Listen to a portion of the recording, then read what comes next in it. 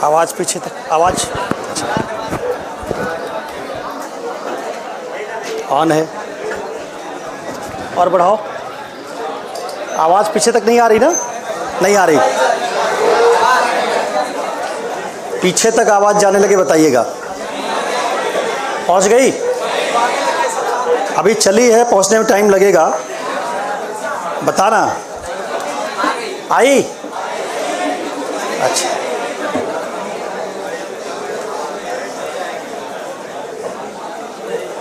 इतने लोग इथिक्स पढ़ने के लिए आ गए हो भाई? हाँ, नैतिकता के प्रति ऐसा क्रेज। हाँ, चलो 2-4 दिन में कम हो जाओगे, शुरू में रहता है ऐसा। अच्छा, आवाज़ नहीं जा रही? बढ़ा दीजिए भाई।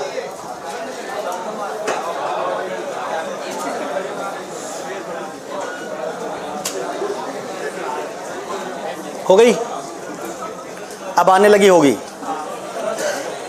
अच्छा,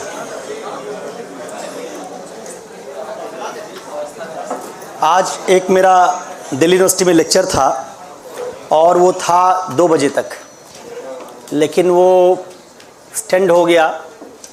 उसमें सवाल इतने ज़्यादा थे बच्चों के, और थोड़ा अभी भी औपचारिकता वाला मामला बहुत रहता है, तो जाने पे वो परिचय वरिचय देना, टीचर का गुलदस्ता देना, उस समय भी टाइम ख़राब ही कर देते हैं लोग। तो आधा घंटा तो गुलदस्ता दे के आभार ही प्रकट किया, उसमें समय लग गया। और वो पर्यावरणीय नैतिकता पर आज एक लेक्चर था, तो उससे मुझे आना था, 3 बजे तक यहाँ पहुँचना था, लेकिन मैं 2:30 बजे वहाँ से निकल ही पाया, इसलिए आज देर हुई।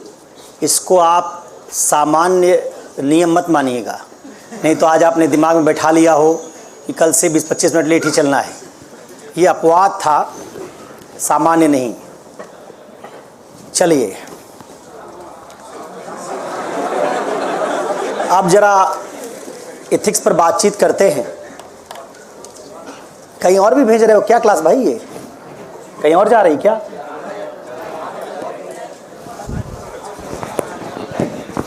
बफर उफर कर रहा है इसमें, इसलिए मैंने पूछा कहीं और जा रहा हो तो। अच्छा, कितने लोगों ने इस साल इथिक्स का पेपर देखा है? हाथ उठाना सोच समझ के, क्योंकि नैतिकता का पेपर है, झूठ नहीं बोलना चाहिए। पूछ भी लेता हूं मैं ना, तो ब्लफ मत करना, पूछ भी लेता हूं क्या सवाल आया है। कितने लोगों ने देखा है?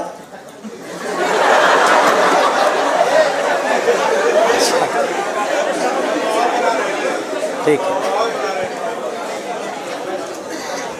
क्यों मैं पूछ रहा हूं पेपर देखा है कि नहीं देखा है? क्या जानना चाहता हूं इससे? इससे ये जानना चाहता हूं, अगर पेपर देखा होगा तो जो सबसे पहली बात तुमको 2024 के पेपर में पता चलेगी वो ये दिखेगी कि इसमें सिलेबस से सिर्फ 20 नंबर का सवाल आया है। अगर तुम्हारा सिलेबस में पढ़ाऊं तो पहला टॉपिक लिखा होगा उसमें, जब टॉपिक देखोगे, जब पेपर नहीं देखा टॉपिक भी कहाँ ही देखा होगा, जब फुर्सत मिले 1-8 महीना में तो देख लेना। सिलेबस में तुम्हारे 7 यूनिट है। यस सर कर रहे हो? पूछूंगा कौन सी है? 7 यूनिट है। पहली यूनिट है मानव सहसंबंध, दूसरी है आवृत्ति, तीसरी है अभिक्षमता, अभिरुचि। उसके भीतर भी बहुत सारे टॉपिक हैं, मैं हेडिंग बता रहा हूं। अभिरुचि और सिविल सेवा की बुनियादी मूल्य, तीसरा। चौथा यूनिट है भावनात्मक बुद्धिमत्ता। पांचवा यूनिट है भारत और पश्चिम के महान विचारकों, दार्शनिकों के योगदान।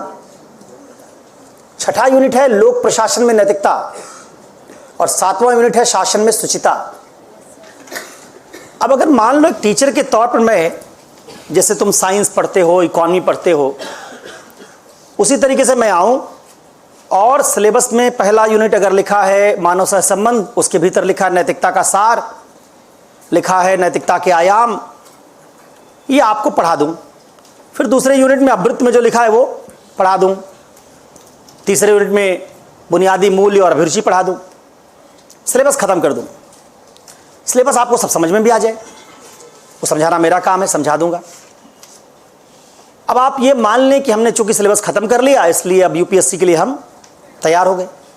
जब आपके हाथ में पेपर आएगा तो आप पाएंगे कि सिलेबस से तो कोई सवाल इसमें है ही नहीं। तो जब सिलेबस से सवाल नहीं है और आप पढ़ेंगे सिलेबस, तो आप इस पेपर में कुछ नहीं कर पाएंगे।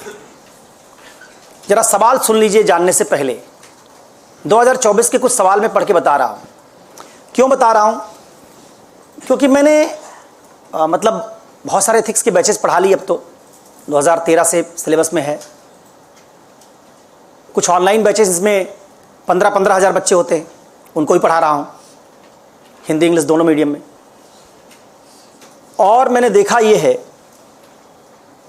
खास तौर पर हिंदी मीडियम के विद्यार्थी जो मानविकी के हैं,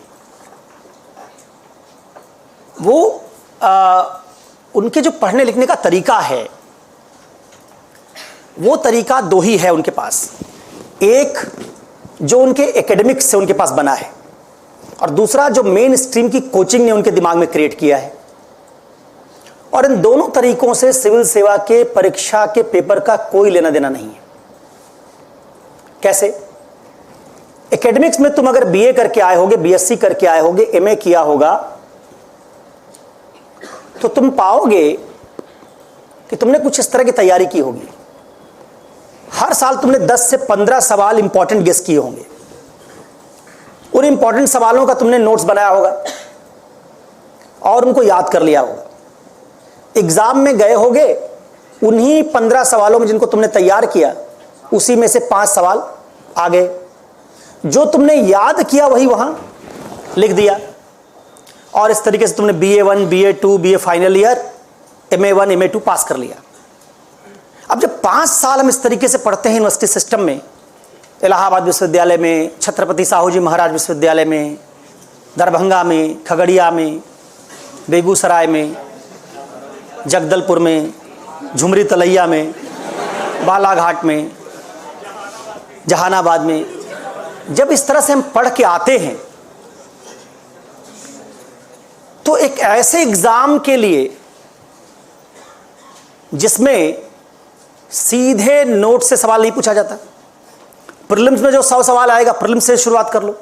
प्रीलिम्स में जो 100 सवाल आएगा, उसमें से 50 भी किसी नोट से फंसा नहीं पाओगे।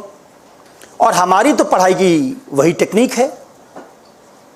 हमने तो हमेशा कुछ पढ़ा, उसका नोट्स बनाया, उसको याद किया और फिर उसी को लिख दिया। तो बेसिकली आपने अपने दिमाग को स्टोर हाउस की तरह यूज किया है। आप मानते कि इसमें अगर सूचना भर दी जाए और वही सूचना जिसमें भरी गई है वक्त के समय निकाल दी जाए, तो हम लिख देंगे आंसर। अब अगर यूपीएससी भी ऐसा एग्जाम होता कि इसमें आप कुछ याद करते और वही सारे सवाल पूछ लिए जाते, तो फिर आपकी पढ़ाई का तरीका जैसा आप पढ़ के आए हैं और यूपीएससी के एग्जाम का तरीका एक होता, तो आप हिंदी माध्यम से इस तरह की पढ़ाई से इस एग्जाम को क्रैक कर देते। लेकिन यहां मामला गड़बड़ है। मामला क्या गड़बड़ है? एक तो आप इस तरह की पढ़ाई करके आए रटने वाली, और यूपीएससी में आपको निबंध पूछा जाएगा, 250 नंबर का निबंध लिखे बिना काम तो चलेगा नहीं। निबंध पूछा जाएगा जब धूप खिली हो तब छप्पर डालना चाहिए। निबंध पूछा जाएगा सत्य यथार्थ है, यथार्थ सत्य है। निबंध पूछा जाएगा अब आत्मसंधान की प्रक्रिया बाह्य स्रोतों को सौंप दी गई है और इस पर लिखना 10 पेज।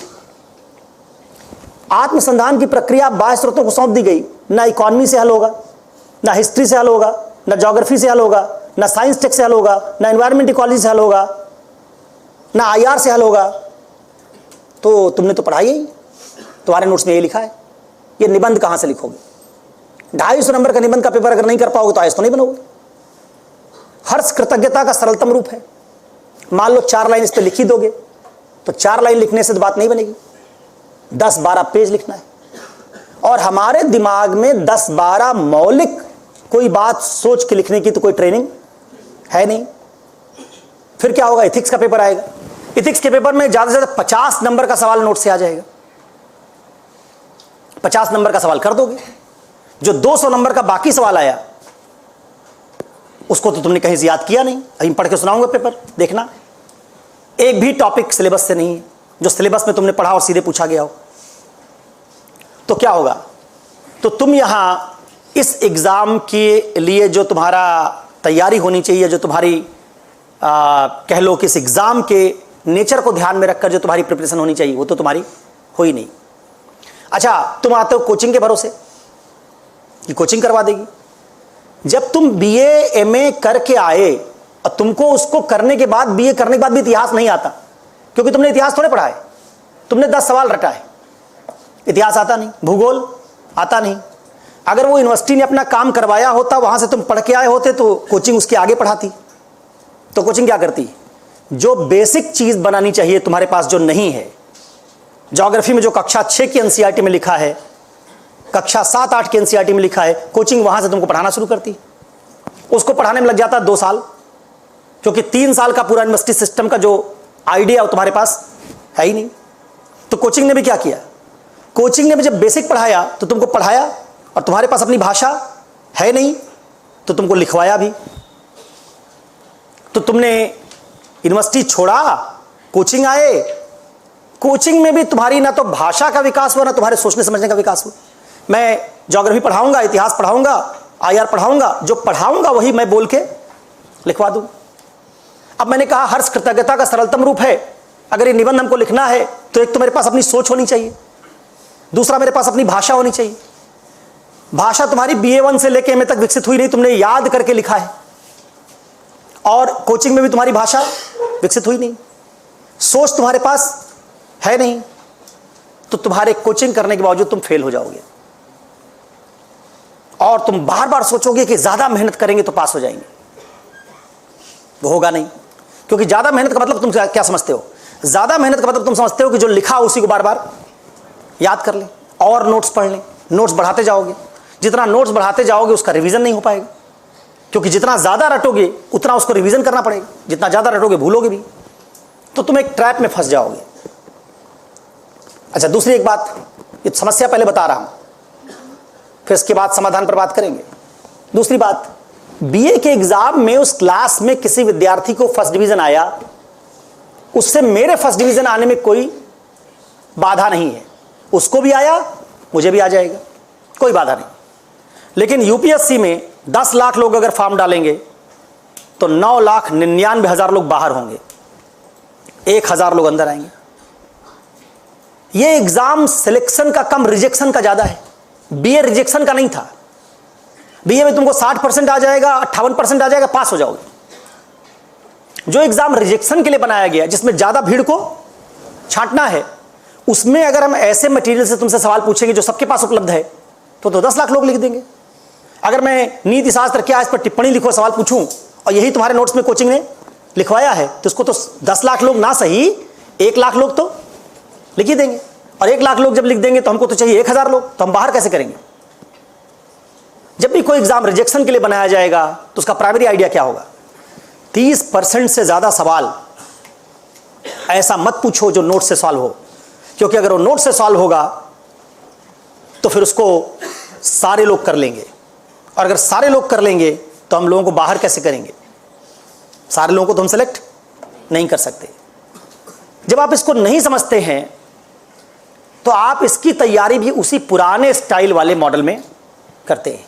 यह बात समझे बिना कि तथाकथित जो इंजीनियर्स जो इस एग्जाम पर कब्जा कर चुके हैं, 69-70% इंजीनियर सेलेक्ट हो रहे हैं इस एग्जाम में, जो कब्जा कर चुके हैं उनकी कोचिंग चलती है 12 महीना। उसी 12 महीना में सीसेट भी, जीएस भी सब खत्म हो जाता है। हमारी कोचिंग चलती है 2 साल, उनसे 2 गुना ज्यादा कोचिंग करते हैं। अगर 2 गुना ज्यादा कोचिंग करते इसका तो हमारे पास तथ्य ज्यादा है।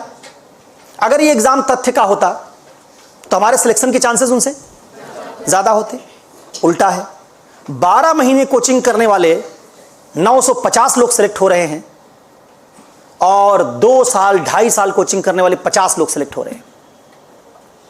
इसका मतलब ये एग्ज़ाम ज़्यादा पढ़ने का नहीं है, ज़्यादा रटने का नहीं है। इसमें जो मेन स्ट्रीम में तुम नोट्स पढ़ोगे, उस नोट्स के भरोसे अगर तुम रहोगे तो इस एग्ज़ाम में सफल नहीं होगे। अब दो आइडिया बचता है इसके बाद। एक, तुम जैसा पढ़ते आ रहे हो वैसा ही पढ़ाया जाए, क्योंकि तुम उस तरह के पढ़ने के आदी हो चुके हो। नए तरीके से तुमको पढ़ाया जाएगा तो चूंकि पहली बार पढ़ाया जाएगा, घबरा जाओगे। तुमने आज तक अपने से सोच के 4 लाइन नहीं लिखी, तुम पहली बार एक्सपोज्ड होगे क्योंकि तुम्हारे पास भाषा है ही नहीं। तुम आंसर जब लिखने जाओगे तुमको पता नहीं चलेगा कि मुझे एथिक्स नहीं आता, कि मेरे पास लैंग्वेज नहीं है। तुमको लगेगा तुमको एथिक्स नहीं आता। असल प्रॉब्लम ये है तुम्हारे पास लैंग्वेज ही नहीं। तुम्हारी सारी लैंग्वेज उधार की है, जो तुम रटते हो वाली लैंग्वेज तुम अपनी लैंग्वेज समझते हो। तुम्हारे पास औपचारिक भाषा लिखने के लिए नहीं, उसका विकास नहीं हुआ, क्योंकि बीए से तुम रटते चले आ रहे हो। जो रटते हो वही लिखते हो, नोट्स पढ़ के लिखते हो। जब मैं तुमको एक ऐसी पढ़ाई की तरफ ले जाऊंगा कि यूपीएससी क्रैक करने के लिए पढ़ाना चाहता हूं, तो मेरे पास कोई विकल्प नहीं है। क्या करना पड़ेगा? तकलीफ भले ज़्यादा हो, मुझे तुमको लिखवाना नहीं पड़ेगा, क्योंकि अगर मैं यहां भी लिखवाऊंगा, तुम अपना नोट्स बनाना नहीं सीखोगे तो तुमको अच्छा तो लगेगा कि सब कुछ छाप लिया हमने, लेकिन तुम भाषा का विकास नहीं कर पाओगे। नंबर दूसरा, अगर मैंने तुमको इथिक्स को ऐसे पढ़ाया जैसा सिलेबस में लिखा है, बड़ी सुविधा होगी। तुम रोज आओगे, तुमको रोज लगेगा कि मैंने पढ़ाया, जो सर ने पढ़ाया और जो पढ़ाया वही लिखवा दिया, सब हमारे कॉपी में आ गया, इसको याद कर लेंगे, बड़ी सुविधा होगी। लेकिन ये तो तब होता जब उसी सिलेबस से सीधे सवाल पूछा जाता। तो मैं क्या करूंगा अगर मैं तुम्हारे दिमाग को इसके लिए तैयार करूंगा कि एनालिसिस करना सीखो। मैं कहूंगा सवाल को लिखो, सोचो डायमेंशन कैसे बनाएंगे, डायमेंशन बनाना सिखाऊंगा। तो एक बच्चा जब चलना सीखता है, बड़ा वक्त लगता है, गिरता है कई बार। उस समय उसको पता नहीं होता है कि गिरेंगे, इसलिए डरता नहीं है, फिर से चलता है। तुम यहां जब नहीं लिख पाओगे सवाल, जब मैं उस नए पढ़ाई में तुमको ले जाऊंगा, तो तुम डर जाओगे, क्योंकि तुम ये मान चुके हो तुम आईएएस बनने जा रहे हो। और 20 दिन की क्लास में तुम्हारा भ्रम टूटने लगेगा। भ्रम टूटने लगेगा, तुमको सपना टूटने जैसा लगेगा। तुमको लगेगा हमारा सपना टूट रहा है, तो बहुत मुश्किल एग्जाम है, घबरा जाओगे। तो बहुत सारी जो भीड़ है इस क्लास में, वो भागने लगेगी, क्योंकि वो सच्चाई का सामना करने के लिए तैयार नहीं है, इसको मानने के लिए तैयार नहीं है कि अगर हमारी कोचिंग भी सही होती, हमारी पढ़ाई का तरीका भी सही होता, तो चलिए मेंस में मैं मान लेता हूं कि कुछ पक्षपात होता होगा। प्रीलिम्स में जहां हमको गोला रंगना है, वहां हिंदी मीडियम के लोग इंग्लिश मीडियम के बराबर सिलेक्ट क्यों नहीं हो रहे? वहां भी नहीं हो रहे। तो हम ये मानने के लिए जब नहीं तैयार होते हैं, हमको एक दिलासा अपने दिल को देना होता है कि नहीं, हमारे अंदर गलती नहीं है, तो हम डिनायल खोजते हैं, एक्सक्यूज खोजते हैं। हिंदी मीडियम के साथ पक्षपात हो रहा है, बिना इस बात को जाने कि पक्षपात मेंस में हो सकता था, पक्षपात प्रीलिम्स में कैसे होगा? जब हम उनसे 2 गुना ज्यादा पढ़ रहे हैं इंग्लिश मीडियम वालों से कोचिंग में, इसका मतलब ये हमारे इकोसिस्टम का फेल्योर है। ये गांधी विहार, नेहरू विहार, हमारी कोचिंग सिस्टम, हमारे पढ़ाई लिखाई, सबका कलेक्टिव फेल्योर है, ये साझा फेल्योर सबका। अगर उससे रिजल्ट नहीं बन रहा है, और तथाकथित हिंदी मीडियम में पढ़ाने वाले टीचर्स की फॉलोइंग देखोगे अगर यूट्यूब पे, वीडियो पढ़ता नहीं है कि 10 लाख लोग देख लेते, और जहां 900 सिलेक्शन हो रहा है, वहां पढ़ाने वाले किसी टीचर का 15,000 लोग भी वीडियो नहीं देख रहे हैं। वहां से भी एक आध टीचर जो पॉपुलर हुआ है, वो बोलता है हिंदी में, पढ़ाता है इंग्लिश में, क्योंकि उसको पता है कि हिंदी मीडियम में बिहार यूपी का लड़का हमको सुनेगा। अब पढ़ाता कितने नंबर का है टीचर? 10 नंबर का। वर्ल्ड हिस्ट्री कितने नंबर का है? 10 नंबर। तो 10 नंबर का विषय पढ़ाने वाला अगर कोई आदमी सुपरस्टार हो जाए और वो बोले हिंदी में, उस भाषा में ना बोले, और जिस भाषा में लोग सेलेक्ट हो रहे हैं वहां कोई टीचर सुपरस्टार ना हो, तो इसका मतलब है कि जो हिंदी मीडियम का पूरा इंडस्ट्री है, जैसे मार्क्स ने कहा था धर्म अफीम है, वैसे हमारी पूरी कोचिंग तुमको अफीम खिला रही है, और तुम अफीम खा के बुत हो गए। तो पहली बात ये समझना, कोचिंग तुम्हारे जरूरी है, क्यों जरूरी है? इसलिए जरूरी है कि तुम्हारी बुनियादी अवधारणा बना रही है जो तुम्हारी यूनिवर्सिटी ने नहीं बनाई। लेकिन जरूरी होते हुए कोचिंग सफिशिएंट नहीं है हिंदी मीडियम के लिए, पर्याप्त नहीं है। क्योंकि कोचिंग से तुम वहां पहुंचते हो जहां यूनिवर्सिटी सिस्टम को तुमको पहुंचाना चाहिए था। क्लास 6 की एनसीईआरटी पढ़ाना टीचर का काम नहीं है। संविधान में आर्टिकल 14 क्या कहता है, 15 क्या कहता है, अगर मैं इसको पढ़ाता हूं क्लास में आके, टीचर का काम थोड़े यार। 14-15 की कोई डिबेट है, आरक्षण की डिबेट हो, पढ़ाना तुम्हारा काम है। 14-15 आर्टिकल क्या है, ये पढ़ाना हमारा काम नहीं। हिंदी मीडियम में सब चीज पढ़ाई जाती है, और न सिर्फ पढ़ाई जाती बल्कि लिखवाई जाती है। प्लासी का युद्ध हर किताब में है, अंग्रेजों की तमाम नीतियां सब किताबों में हैं, और एक दो किताब नहीं इतिहास पर। एनसीईआरटी है, बिपिन चंद्रा है, सुमित सरकार है, शेखर बंदोपाध्याय है, सब है। लेकिन तुम ये मानते हो कि जब तक टीचर जो बोलेगा वही लिखवा न दे, भले वो इतिहास में कोई नई बात क्रिएट नहीं कर सकता, फिर भी तुम मानते हो लिखवाए। तो जो डिमांड है ना, कोई कोचिंग इंस्टीट्यूट इसके खिलाफ नहीं जा सकता, क्योंकि इस डिमांड के खिलाफ अगर कोचिंग इंस्टीट्यूट जाएगा तो कोचिंग एक बाजार है, इसको समझना। कोचिंग के खर्चे अनाप शनाप बढ़ चुके, बहुत प्रचार है, कंपटीशन में तमाम इस तरह के लेविश क्लासरूम हैं जिनमें कलर कॉम्बिनेशन तक एक जैसा होता है, खर्चा है बहुत। तो अगर हम 50 बच्चों की समझ में आने वाली बात पढ़ाएंगे जो यूपीएससी के स्तर की होगी, तो भीड़ क्या होगी? भाग जाएगी। भीड़ भाग जाएगी तो कोचिंग नहीं चल पाएगी। इसलिए कोचिंग तुम्हारी भलाई के लिए सोच भी ले तो भी उसकी मजबूरियां हैं। तो अब कोचिंग के पास दो ही विकल्प है कि हम बाजार में जब हैं तो हम बाजार की धारा के बहुत प्रतिकूल नहीं जा सकते। परिणाम स्वरूप अभी तुम्हारी जिम्मेवारी है कि तुम कोचिंग करो, लेकिन कोचिंग की लिमिटेशंस की समझ के साथ। यूपीएससी का पेपर देखते हुए हमने क्लास की, उस क्लास से हम एनालिसिस करना सीख पा रहे हैं या नहीं, यूपीएससी का सवाल उससे हल हो रहा है या नहीं, सिलेबस में अगर कोई बात लिखी और उससे पेपर सॉल्व नहीं हो रहा तो वो अलग से क्या सीखना पड़ेगा हमको इसके अंडरस्टैंडिंग के साथ, क्योंकि अल्टीमेटली तुमको पेपर सॉल्व करना है। मैं तुम पूरा सिलेबस खत्म कर दूं, पेपर सॉल्व नहीं कर पा रहे हो, किसी काम की पढ़ाई नहीं। तो यूपीएससी की जो एग्जाम अवेयरनेस ना, जैसे क्रिकेट में कहते हैं मैच अवेयरनेस, कि खिलाड़ी है वो चौका छक्का मारे जा रहा है,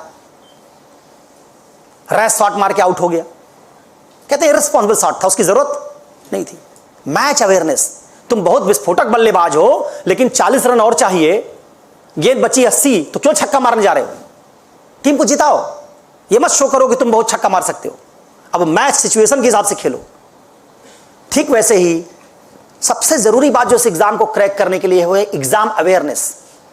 पूछा क्या जा रहा है, ट्रेंड कैसा है, जो पूछा जा रहा है वो नोट्स में है या नहीं। जैसे मैं तुमको करके दिखाऊंगा, 2013, 14, 15 में जो यूपीएससी ने सवाल पूछा है, 2025 में आज तक किसी कोचिंग के नोट्स में नहीं है। दिखाऊंगा और तुमसे कहूंगा कि सारी किताब और सारे भारत की बड़ी बड़ी कोचिंग देख लेना। ऐसा कैसे हो गया भाई कि जो पेपर में पूछ लिया गया 2013-14 में, उसको तो सॉल्व कर दो नोट्स में, वो भी सॉल्व नहीं हो रहा है। इसका मतलब है कि ये जो बड़ा क्राउड आ रहा है, ये डिमांड ही जनरेट नहीं कर रहा टीचर्स के सामने कि पेपर सॉल्व करवाइए। ये सिलेबस खत्म करने के लिए आ रहा है। तो हम सिलेबस खत्म करने के लिए पढ़ाएंगे, और अगर पढ़ाएंगे तो उससे तुम्हारा भला नहीं होगा। अब जो ये बात मैंने बताई, ये सब सुनने में तुमको बहुत अच्छी लगे भले, लेकिन जब मैं पढ़ाना अगर ऐसा शुरू करूंगा तो तुम उसको बर्दाश्त नहीं कर पाओगे। बहुत सारे बैचेस का मेरे पास अनुभव है, क्योंकि जब मैं तुमको जगाने की कोशिश करूंगा,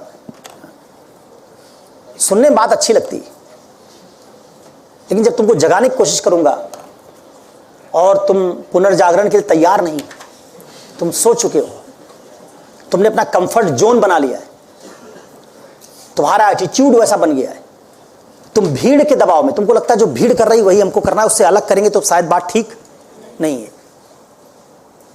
तो फिर मामला नहीं बनेगा। अच्छा, यहां ये भी समझते रहना, तो तुम विद्रोह कर जाओगे, तुम मानोगे नहीं बात।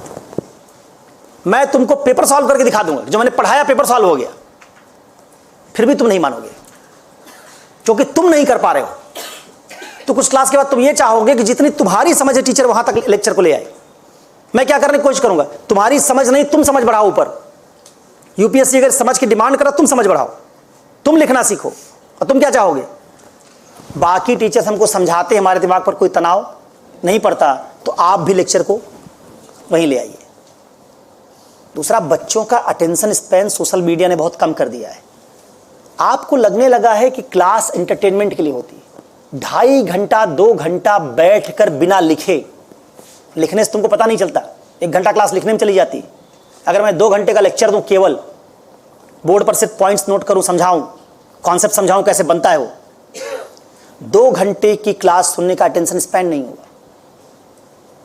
अगर मनोरंजन नहीं होगा तो बच्चे ऊब जाएंगे, क्योंकि रील कल्चर से उन्होंने टीचिंग और एंटरटेनमेंट दोनों को मिला लिया है। जैसे हमारे समाचारों में हुआ है, न्यूज़ पढ़ने वाले एंकर या डिबेट करवाने वाले एंकर क्या करते हैं, वो केवल डिबेट नहीं करवाते, लड़वाते हैं लोग, क्योंकि जनता उसको देखना चाहती।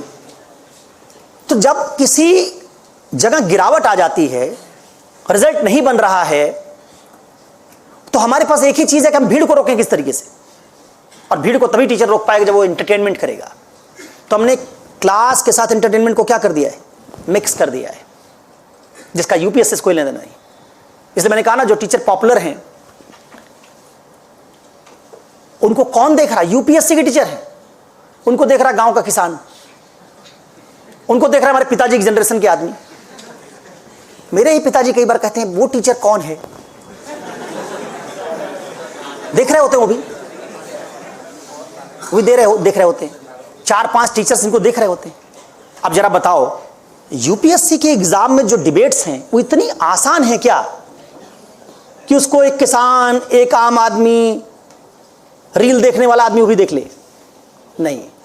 इसका मतलब जो वो व्यक्ति है उसने अपनी रील्स और अपने उस वीडियो प्रमोशंस के थ्रू अब मार्केट के लिए काम करना शुरू किया है। वो उस रील्स से कैचमेंट एरिया बना रहा है कोचिंग के सप्लाई लाइन के लिए, जहां मासूम बच्चे इस एग्जामिनेशन की डिफिकल्टी को समझे बिना हजारों की संख्या में सपना देखे भागते चले आएंगे। उनको लगेगा शायद जैसा टीचर बोलता है वैसा उतना ही आसान यूपीएससी। और जब इतनी बड़ी भीड़ आ जाएगी जिनका एस्पिरेशन है लेकिन उनकी एबिलिटी, तो कोचिंग में पढ़ाने का टीचर का नेचर, क्योंकि वही भीड़ हमारी क्लास में भर जाएगी। जब वो भीड़ हमारी क्लास में भर जाएगी तो जिसने उसको बुलाया है भीड़ ने, वो चाहेगा कि मैं उनको संतुष्ट करूं बच्चों को। बच्चे अगर संतुष्ट नहीं हो रहे हैं तो कोचिंग का रेवेन्यू गिर जाएगा। तो एक विशेष ट्रैप है ये, जिस ट्रैप को तुमको समझना होगा एक बुद्धिमान विद्यार्थी के तौर पर, और समझना होगा लोकप्रियता और अच्छाई ये दोनों समानार्थी बात नहीं है। मैं क्लास में कई बार उदाहरण देता हूं। मैं कहता हूं भोजपुरी गाना गाने वाला बहुत लोकप्रिय होता है। कोई भोजपुरी गाना खेसारी लाल निरहुआ का क्लिक करोगे और उसको सुनने वाले लोग 10 मिलियन, 15 मिलियन, और भीमसेन जोशी को क्लिक करोगे, भारत रत्न मिला है, सुब्बुलक्ष्मी को क्लिक करोगे, भारत रत्न मिला है, क्लिक करो 50,000 लोग। तो क्या सुब्बुलक्ष्मी और भीमसेन जोशी निरहुआ से खराब गाते हैं? तो ऐसा क्या है भाई, अमर्त्य सेन का कोई लेक्चर क्लिक कर लेना, पाओगे 40,000, 50,000, 1 लाख लोगों ने सुना होगा।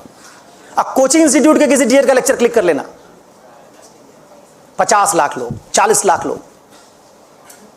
इसका मतलब है, ये नहीं इसका मतलब है कि वो अमर्त्य सेन इकोनॉमी में खराब बात बोल रहा है। अमर्त्य सेन रुचिकर बात नहीं बोल रहा है।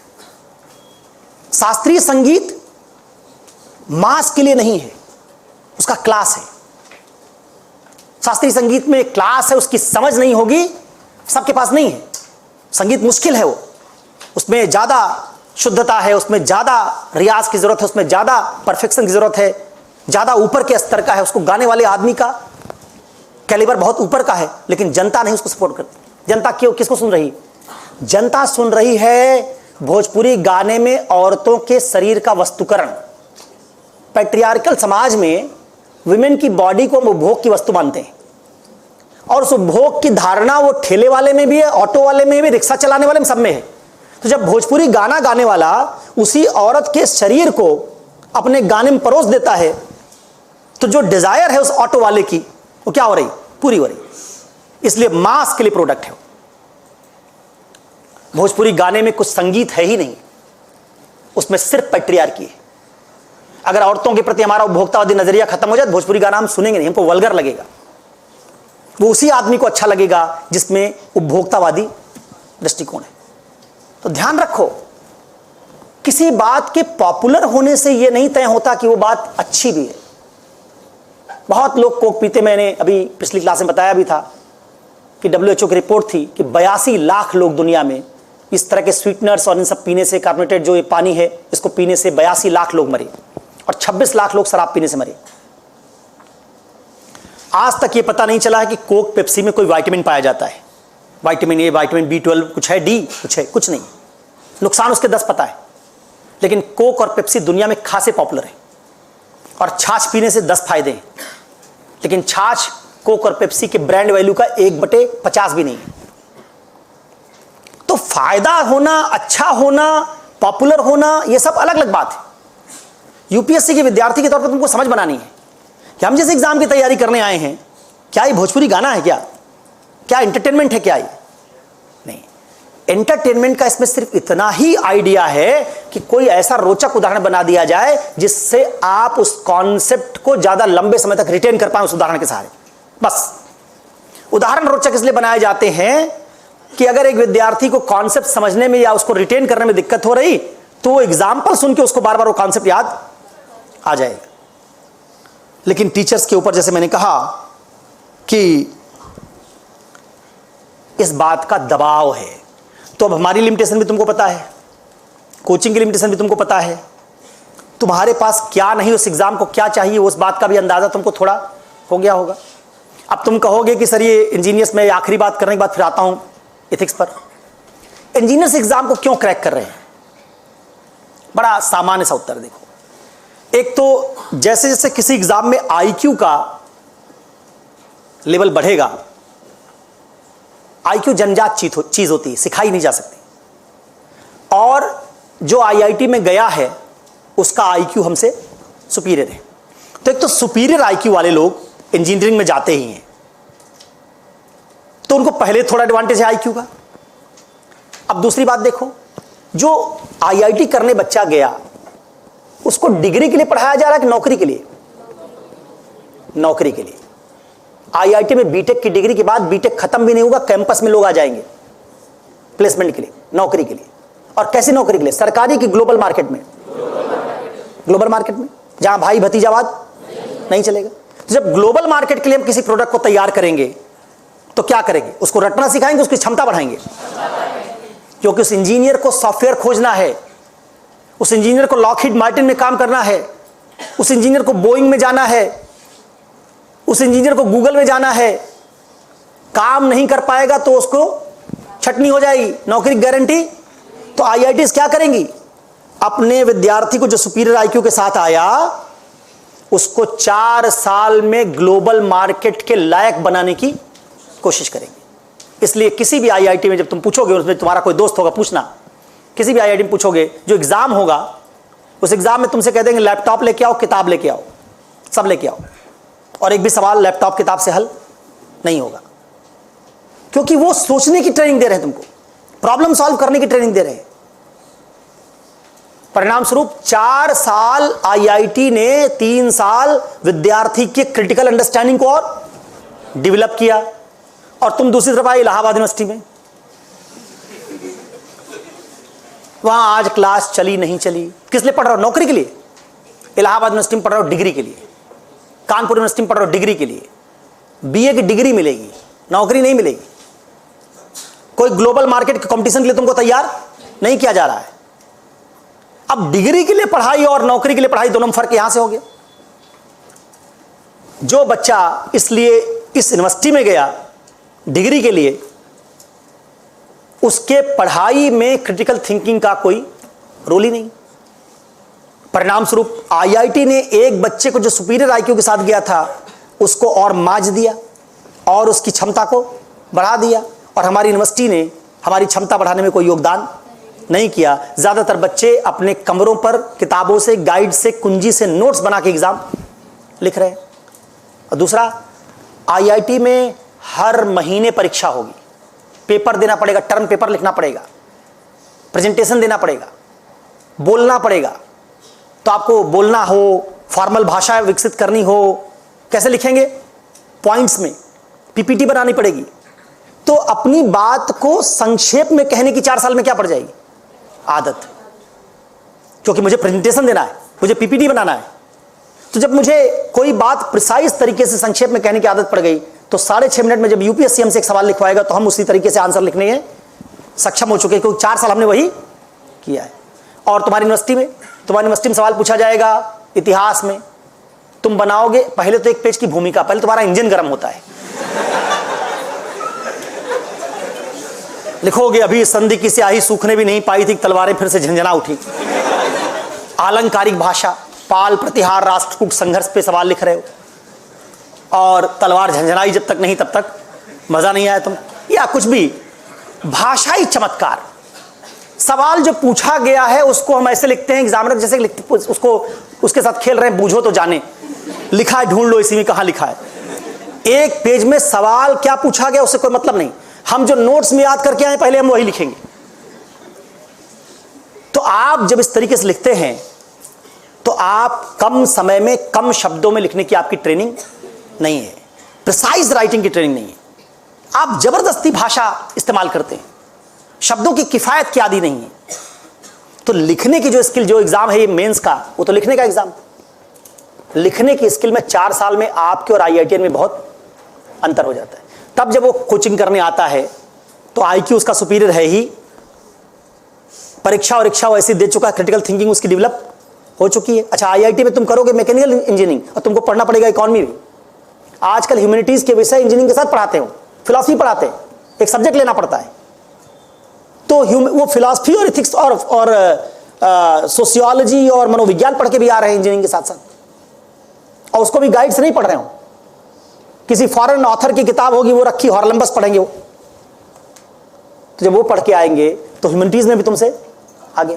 फिर तमाम तरह के उनके यहाँ क्लब्स हैं, मूवी क्लब, लिटरेरी क्लब, और ये क्लब ज्वाइन करना मैंडेटरी होता है, इसलिए उनकी हॉबीज होती है 3 साल 4 साल में।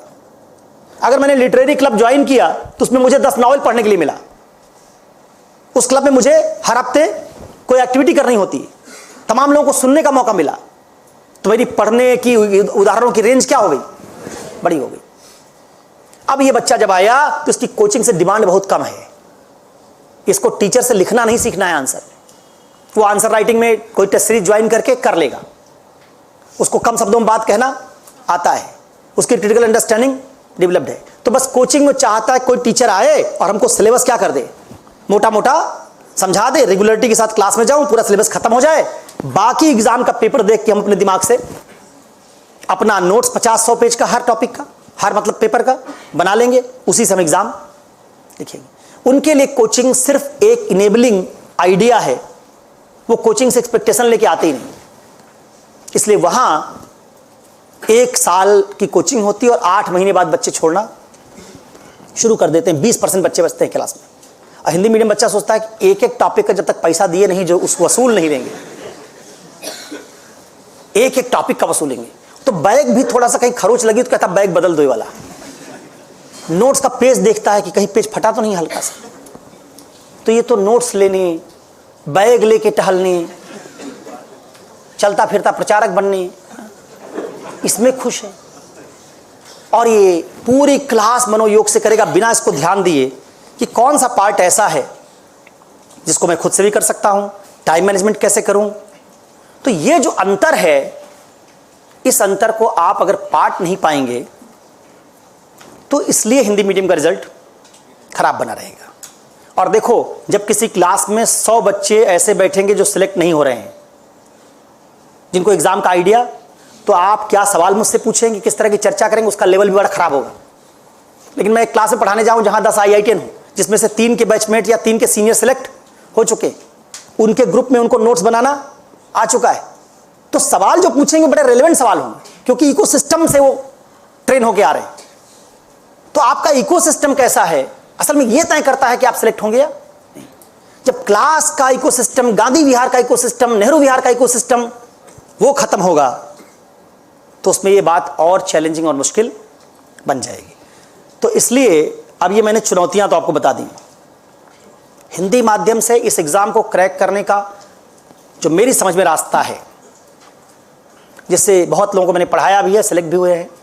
अब ये सब बताना अच्छा तो नहीं लगता है, लेकिन बहुत सारे ऐसे विद्यार्थी हैं जो नाम तो किसी बड़ी कोचिंग का लेते हैं, मतलब कोई भी और भी लोग हैं, रवि सिहाग ही नहीं, रवि सिहाग का वीडियो पड़ा है उस पर हमारे चैनल पर, इसलिए तुम उनको जानते हो, कुछ मुझसे पढ़े थे। लेकिन बहुत सारे और लोग जिनका वीडियो हमने चैनल पे नहीं डाला है वो भी पढ़े थे, और वो लोग भी पढ़े थे जो फार्म कहीं और भर के आए थे ना, उनका सर फार्म भरवा लिया है, 10,000 रुपया भी ले रहे हैं, लेकिन क्या करें, आए हैं।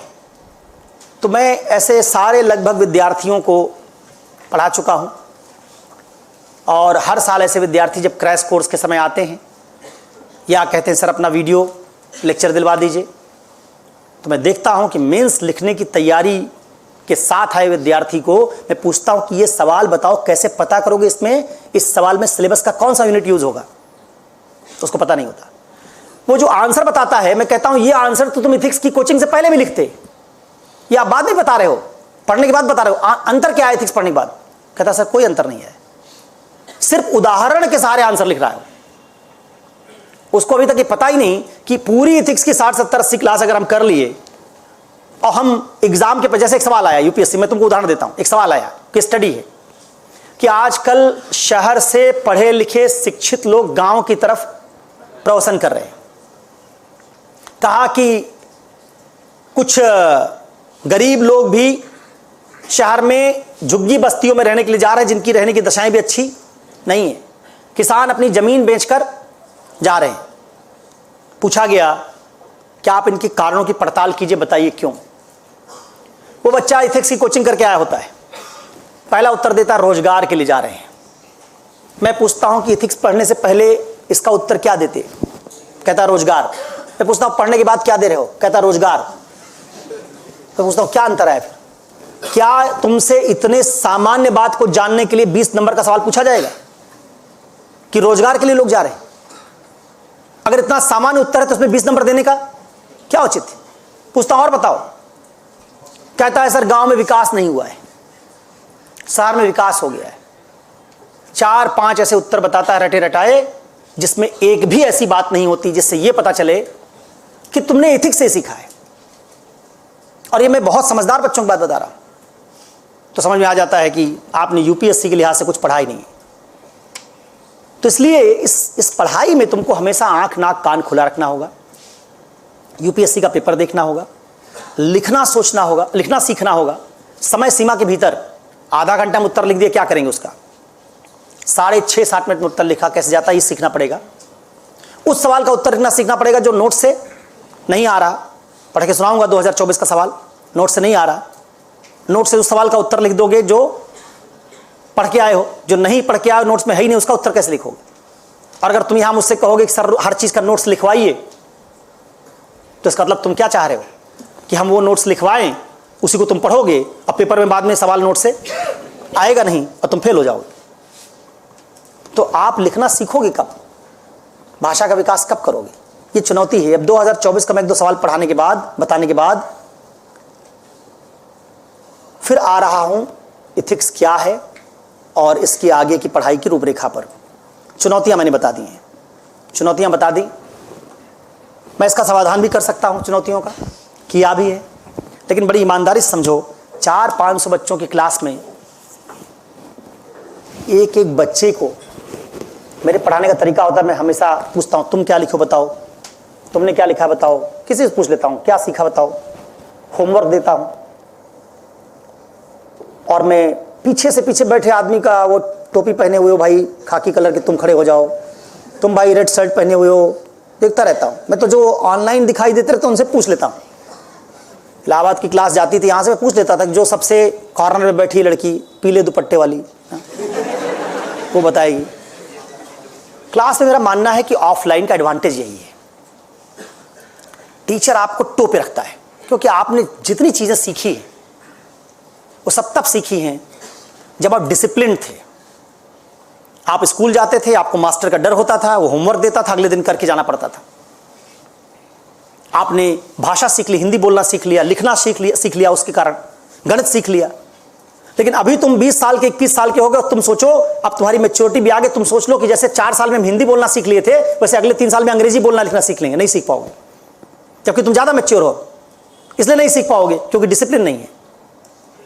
इसलिए नहीं सीख पाओगे क्योंकि तुम्हारे अंदर शर्मिंदगी आ गई है। 5 साल के बच्चे में कोई शर्मिंदगी नहीं है, प्रयास करता है। अब मैं पूछूंगा कि आंसर क्या लिख के ले आई, शर्माओगी, पढ़ूंगी नहीं सर, अच्छा नहीं लिखा है। 4 साल का बच्चा कभी शर्माता है कि मुझे गणित का सवाल नहीं आया? तो आप में जो शर्म आ गई, जो झिझक आ गई, जो प्रक्रिया में आप पार्टिसिपेट नहीं करते, जो होमवर्क नहीं करते, अनुशासन गायब हो गया, उससे आपके सीखने की जो प्रक्रिया है वो बाधित हो गई।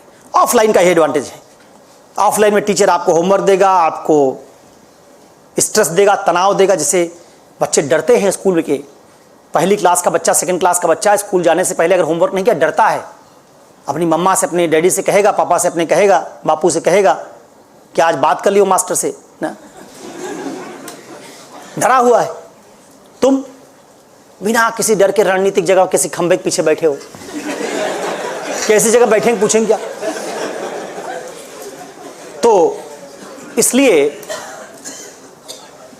ऑफलाइन में जिस तरीके से पढ़ाना चाहिए, जो इसके एडवांटेजेस हैं, बहुत कुछ मिटिगेट हो गए, वो बचे नहीं हैं अब। ठीक है, फिर मैंने कहा कि कर सकता हूं मैं, ये भीड़ का दबाव बहुत है। मुझे भी तो कोचिंग में पढ़ाता हूं, उस कोचिंग की भी चिंता करनी है। ऐसा थोड़ी पढ़ाया बंद हो गई कोचिंग, ताकि ऐसा पढ़ाया सर ने की। तो सब बातों की चिंता करते हुए इसलिए कुछ समझौते करने पड़ते हैं। बस मैं पहली क्लास में तुमको बता देता हूं, ये सब ईमानदारी से बता देता हूं कि कोचिंग की लिमिटेशन समझते रहना। मैं भी कई बार कुछ ऐसा रोचक पढ़ाने की कोशिश करूंगा तो उसको समझते रहना, क्यों पढ़ाया, क्योंकि भीड़ जुटानी है। लेकिन तुमको क्या पढ़ना है वो मैंने बताया। उन चुनौतियों का सामना सारा हम नहीं कर पाएंगे, तुमको भी कुछ समझना पड़ेगा। 2-3 सवाल सुन लो, फिर मैं आगे का बताता हूं। इस बार जब इथिक्स का पेपर हुआ तो एक कोचिंग में और पढ़ाता हूं मैं, उसने कहा कि सर 6 बजे ऑनलाइन पेपर डिस्कस कर दीजिए। मैंने कहा पेपर कितने बजे खत्म होगा? कहे 5:30 बजे। हम कहे मुझे कितने बजे मिलेगा? कहे 5:45 पे। हम कहे 5:45 पे हमको दोगे और 6 बजे हम डिस्कस कर देंगे, हम तो पेपर देख भी नहीं पाएंगे 15 मिनट पूरा। उन्होंने कहा उसकी चिंता मत कीजिए सर, हमारी एक टीम है 25-30 लोगों की, जिसमें 25-30 लोग इथिक्स के मेंटोर हैं। वो ऑफलाइन, ऑनलाइन, इंग्लिश मीडियम सब जगह हैं। वो 25-30 मेंटोर को 5:30 बजे पेपर दे दिया जाएगा और सारे मेंटोर को केवल एक सवाल हल करना होगा। 15 मिनट में एक सवाल, 25 मेंटोर एक सवाल हल करेंगे, उसका बनाएंगे पीपीटी, वो आपको दे दिया जाएगा। आप केवल हमारा फेस रहिएगा, उस पीपीटी को क्या करिएगा, पढ़ दीजिएगा। तो उससे जिससे मार्केट में ये चला जाए कि 6 बजे ही हमारा पेपर डिस्कस हो गया। मैंने कहा आपने मेंटोर पर इतना भरोसा है? उनका हाँ सर, सब बहुत ट्रेंड लोग हैं, मेंस लिखे हुए लोगों को गाइड करते हैं। मैंने कहा अच्छा। मेरे पास पेपर 6 बजने में 5-5 मिनट बचा होगा, तो उसके सलूशन के साथ उन्होंने भेज दिया। पहला सवाल था इस साल का, 2024 का जो पिछला पेपर था, प्रशासनिक तर्कसंगत निर्णय लेने के लिए इनपुट के एक विश्वसनीय स्रोत के रूप में कृत्रिम बुद्धिमत्ता एआई का अनुप्रयोग एक बहस का मुद्दा है। नैतिक दृष्टिकोण से इस कथन का आलोचनात्मक परीक्षण कीजिए। सवाल आया। मैंने पहला जब देखा उसमें सवाल का उत्तर, तो उसमें लिखा था एआई से शिक्षा में क्या होगा, चिकित्सा में क्या होगा, कृषि में क्या होगा, एआई के प्रयोग के लाभ हानि लिखे थे। मैंने पेपर देखते ही तुरंत फ़ोन किया। मैंने कहा किस गधे ने बनाया सलूशन, ये मेरी बात कराओ। अब उस गधे का नाम तो नहीं बताऊंगा तुमको, उससे बात कराई मेरी उन्होंने। मैंने पूछा क्या सवाल पूछा गया है, मैंने उसका उत्तर पढ़ा। मैंने कहा किस सवाल का उत्तर है? मैंने कहा क्या तुमसे पूछा गया कि एआई के लाभ हानि बताओ? तुमने एआई का लाभ हानि बताया है। सवाल ये है ही नहीं। सवाल ये है प्रशासनिक तर्कसंगत निर्णय लेने में एआई का एक विश्वसनीय स्रोत के तौर पर इनपुट के रूप में कैसे इस्तेमाल होगा, और इस इस्तेमाल में नैतिक दृष्टिकोण से क्या समस्याएं आएंगी। तुम प्रशासन के संदर्भ में इसको लागू करके हमको कहां बताए हो? तुम हमको बताए हो कहीं कि संविधान का समानता का मूल्य से खतरे में पड़ेगा? तुम बताए हो गुड गवर्नेंस का आइडिया, वेलफेयरिज्म का आइडिया, कल्याणकारी राज्य के साथ क्या संकट आएगा? तुम बताए हो कि कैसे बायस में आएगा, जो सिविल सेवा के फाउंडेशनल वैल्यूज हैं वो प्रभावित होंगे? कोई एक भी आर्गुमेंट दियो? कहा नहीं। ये उनकी हालत है जो लोग तुम्हारे लिए नोट्स प्रिपेयर करते हैं, जो मेंटोर करते हैं मुख्य परीक्षा के विद्यार्थियों को।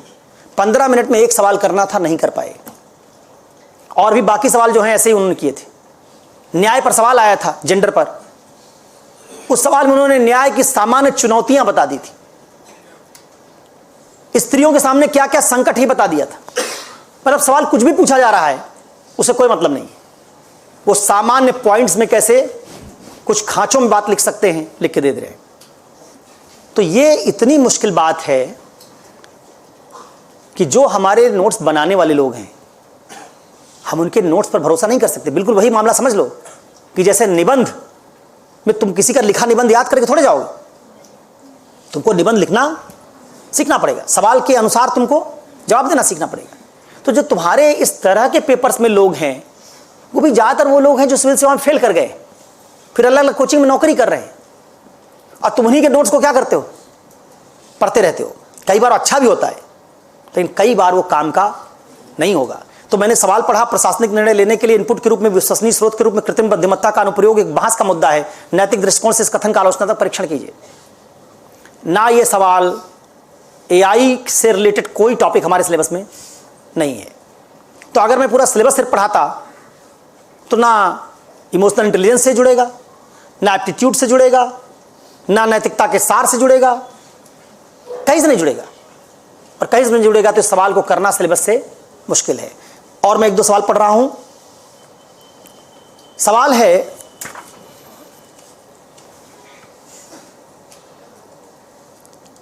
नए भारतीय न्याय संहिता बीएनएस की आत्मा भारतीय संस्कृति और लोकाचार पर आधारित न्याय, समानता और निष्पक्षता है।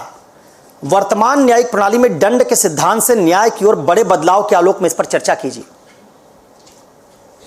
पहले तो कई बार सवाल ही समझ में नहीं आता लोगों को, समझ में भी आ जाए सवाल तो सिलेबस में हमारे कहीं न्याय और बीएनएस का कोई आइडिया नहीं है। सवाल तो पूछ लिया। अगला सवाल क्या पूछा? भारतीय संस्कृति और मूल्य प्रणाली में लैंगिक अस्मिता के बावजूद समान अवसर प्रदान किए गए हैं। पिछले कुछ वर्षों से सार्वजनिक सेवाओं में महिलाओं की संख्या लगातार बढ़ रही है। महिला लोक सेवकों के सामने आने वाली लैंगिक विशिष्ट चुनौतियों का परीक्षण कीजिए और अपने कर्तव्यों का निर्वहन में उनकी दक्षता बढ़ाने और ईमानदारी के उच्च मानक को बनाए रखने के लिए उपयुक्त उपाय सुझाइए। यह सवाल भी हमारे सिलेबस में कहीं जेंडर नहीं है। सवाल पूछा जाएगा, 6.5-7 मिनट में लिखना होता है, सोचना भी होता है और लिखना भी होता है। तो अगर सीधे सिलेबस से सवाल नहीं है तो इसका नोट्स में तो कहीं जिक्र होगा नहीं। नोट्स में जिक्र नहीं होगा तो कैसे लिखोगे? एक सवाल आखिरी और पढ़ देता हूं, जिसमें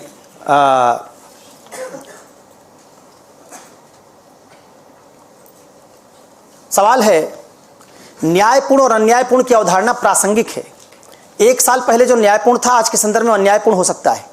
न्याय हत्या को रोकने के लिए बदलते संदर्भ पर लगातार नजर रखी जानी चाहिए। उपयुक्त कथन का समुचित उदाहरण सहित परीक्षण कीजिए। और मैंने कहा कि ना ऐसा नहीं लिखना है कि चाहे एथिक्स पढ़े होते चाहे ना पढ़े होते, उत्तर वही रहता। ये भी हमारे सिलेबस में नहीं है। तो जो यूपीएससी क्वेश्चन पूछ रहा है, चाहे केस स्टडी हो चाहे क्वेश्चन हो, उसको तुम सीधे नोट से नहीं ढूंढ पाओगे। तो अब इस सारी बातचीत के बाद हम लोग आते हैं कैसे पढ़ेंगे। पढ़ने के 2 तरीके हैं, दोनों मैं तुमको बता देता हूं। पहला तरीका मेरा जो अपना तरीका पढ़ाने का होता है, उसमें मैं 4 दिन तो शुरुआती ओरिएंटेशन बनाता हूं। ओरिएंटेशन में हम सीखते हैं एथिक्स क्या है। क्यों सीखते हैं? 4 दिन क्यों सीखते हैं? इसलिए सीखते हैं क्योंकि एनसीईआरटी एथिक्स की है नहीं। इतिहास में जो किताब बिपिन चंद्रा की यूनिवर्सिटी में चलती है वही तुम्हारे यहाँ भी आ जाएगी, पढ़ लोगे। लेकिन यूनिवर्सिटी में जो एथिक्स पढ़ाया जाता है और जो सिविल सेवा में हो, दोनों अलग अलग है।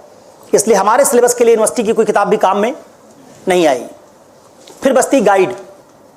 गाइड की भाषा मुश्किल है, जटिल है, उसमें अवधारणाओं को समझना बड़ा मुश्किल है।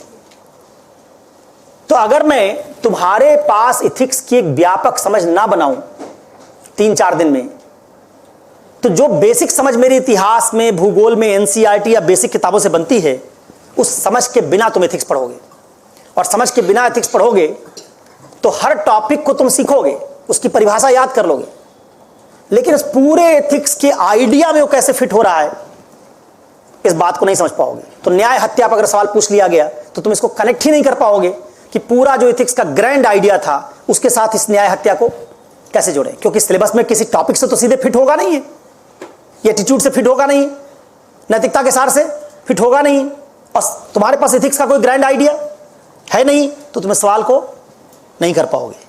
इसलिए मैं 3-4 दिन पहले एथिक्स का आइडिया सिखाता हूं और दिखाता हूं कि कैसे 2013, 14, 15, 16, 21, 22, 23 में 7 सवाल इससे पूछे गए एथिक्स के आइडिया से, जिसको हम इन सबको पढ़ के सॉल्व कर सकते हैं। तो बेसिक आइडिया पहले सीखते हैं एथिक्स का, उससे यूपीएससी के 6-7 वर्षों में पूछे गए सवाल हल कर देखते हैं। पहले हम लोग ये करते हैं। उसी क्लास के बाद जब नीति शास्त्र सीखेंगे, हमारे सिलेबस में कहीं नहीं लिखा है कि नीति शास्त्र क्या है, ये 4 दिन पढ़ाइए। सिलेबस में पहला टॉपिक मानव से संबंध है, लेकिन पढ़ाना हम शुरू करेंगे नीति शास्त्र से। दूसरा जो इंपॉर्टेंट काम मैं करता हूं क्लासेस में, वो समझाता हूं कि देखो ये तुम्हारा जो पूरा सिलेबस बना है, हमको समझना पड़ेगा कि किस लिए बनाया गया है, इस सिलेबस की अलग अलग यूनिट क्या करेंगी, इसका ऑब्जेक्टिव क्या है, जिससे कभी कोई सवाल मुझे पूछा जाए और सवाल सीधे सिलेबस से नहीं है, लेकिन सॉल्व तो मुझे सिलेबस से ही करना है क्योंकि मैंने पढ़ा सिलेबस है, तो मैं कैसे पता करूंगी या कैसे पता करूंगा कि इस सवाल में सिलेबस का कौन कौन सा यूनिट यूज होगा। जैसे मैथ्स में तुम ट्रिग्नोमेट्री पढ़ के आते हो, परम्यूटेशन कॉम्बिनेशन पढ़ के आते हो, 4-5-6 फार्मूला होता है, सवाल करने में क्या सोचना पड़ता है, कौन सा फार्मूला यूज होगा। चैलेंज ये होता है, फार्मूला हमको सब याद है, सवाल हमको करते समय याद करना पड़ता, सोचना पड़ता कौन सा फार्मूला यूज होगा। टाइम हमारे पास कम रहता है, तो एथिक्स में जब सवाल पूछा जाएगा कॉमन सेंस से लिखना नहीं, क्योंकि कॉमन सेंस से लिखना होता 250 नंबर का पेपर नहीं बनता। इतिहास भूगोल के तिगुने के बराबर महत्व का पेपर है, 250 नंबर का पेपर हम कॉमन सेंस के लिए तो बनाते नहीं, तो कॉमन सेंस के लिए तो पेपर बना नहीं। और इथिक्स में हमने उस टॉपिक को, न्याय हत्या को कहीं पढ़ा नहीं है, हमने जेंडर को कहीं पढ़ा नहीं, तो जो पढ़ा है उसमें मैं कैसे पता करूं कि कौन सी यूनिट का आइडिया इसमें लागू होगा। ये कब कर पाएंगे, जब पूरे सिलेबस के हर यूनिट का मकसद हम जान जाएं कि पहली यूनिट इस मकसद से बनी है, दूसरी यूनिट इस मकसद से बनी। जैसे पूरा एथिक्स का सिलेबस इसलिए बनाया गया है जिससे आप नैतिक समस्याओं का समाधान कर पाएं।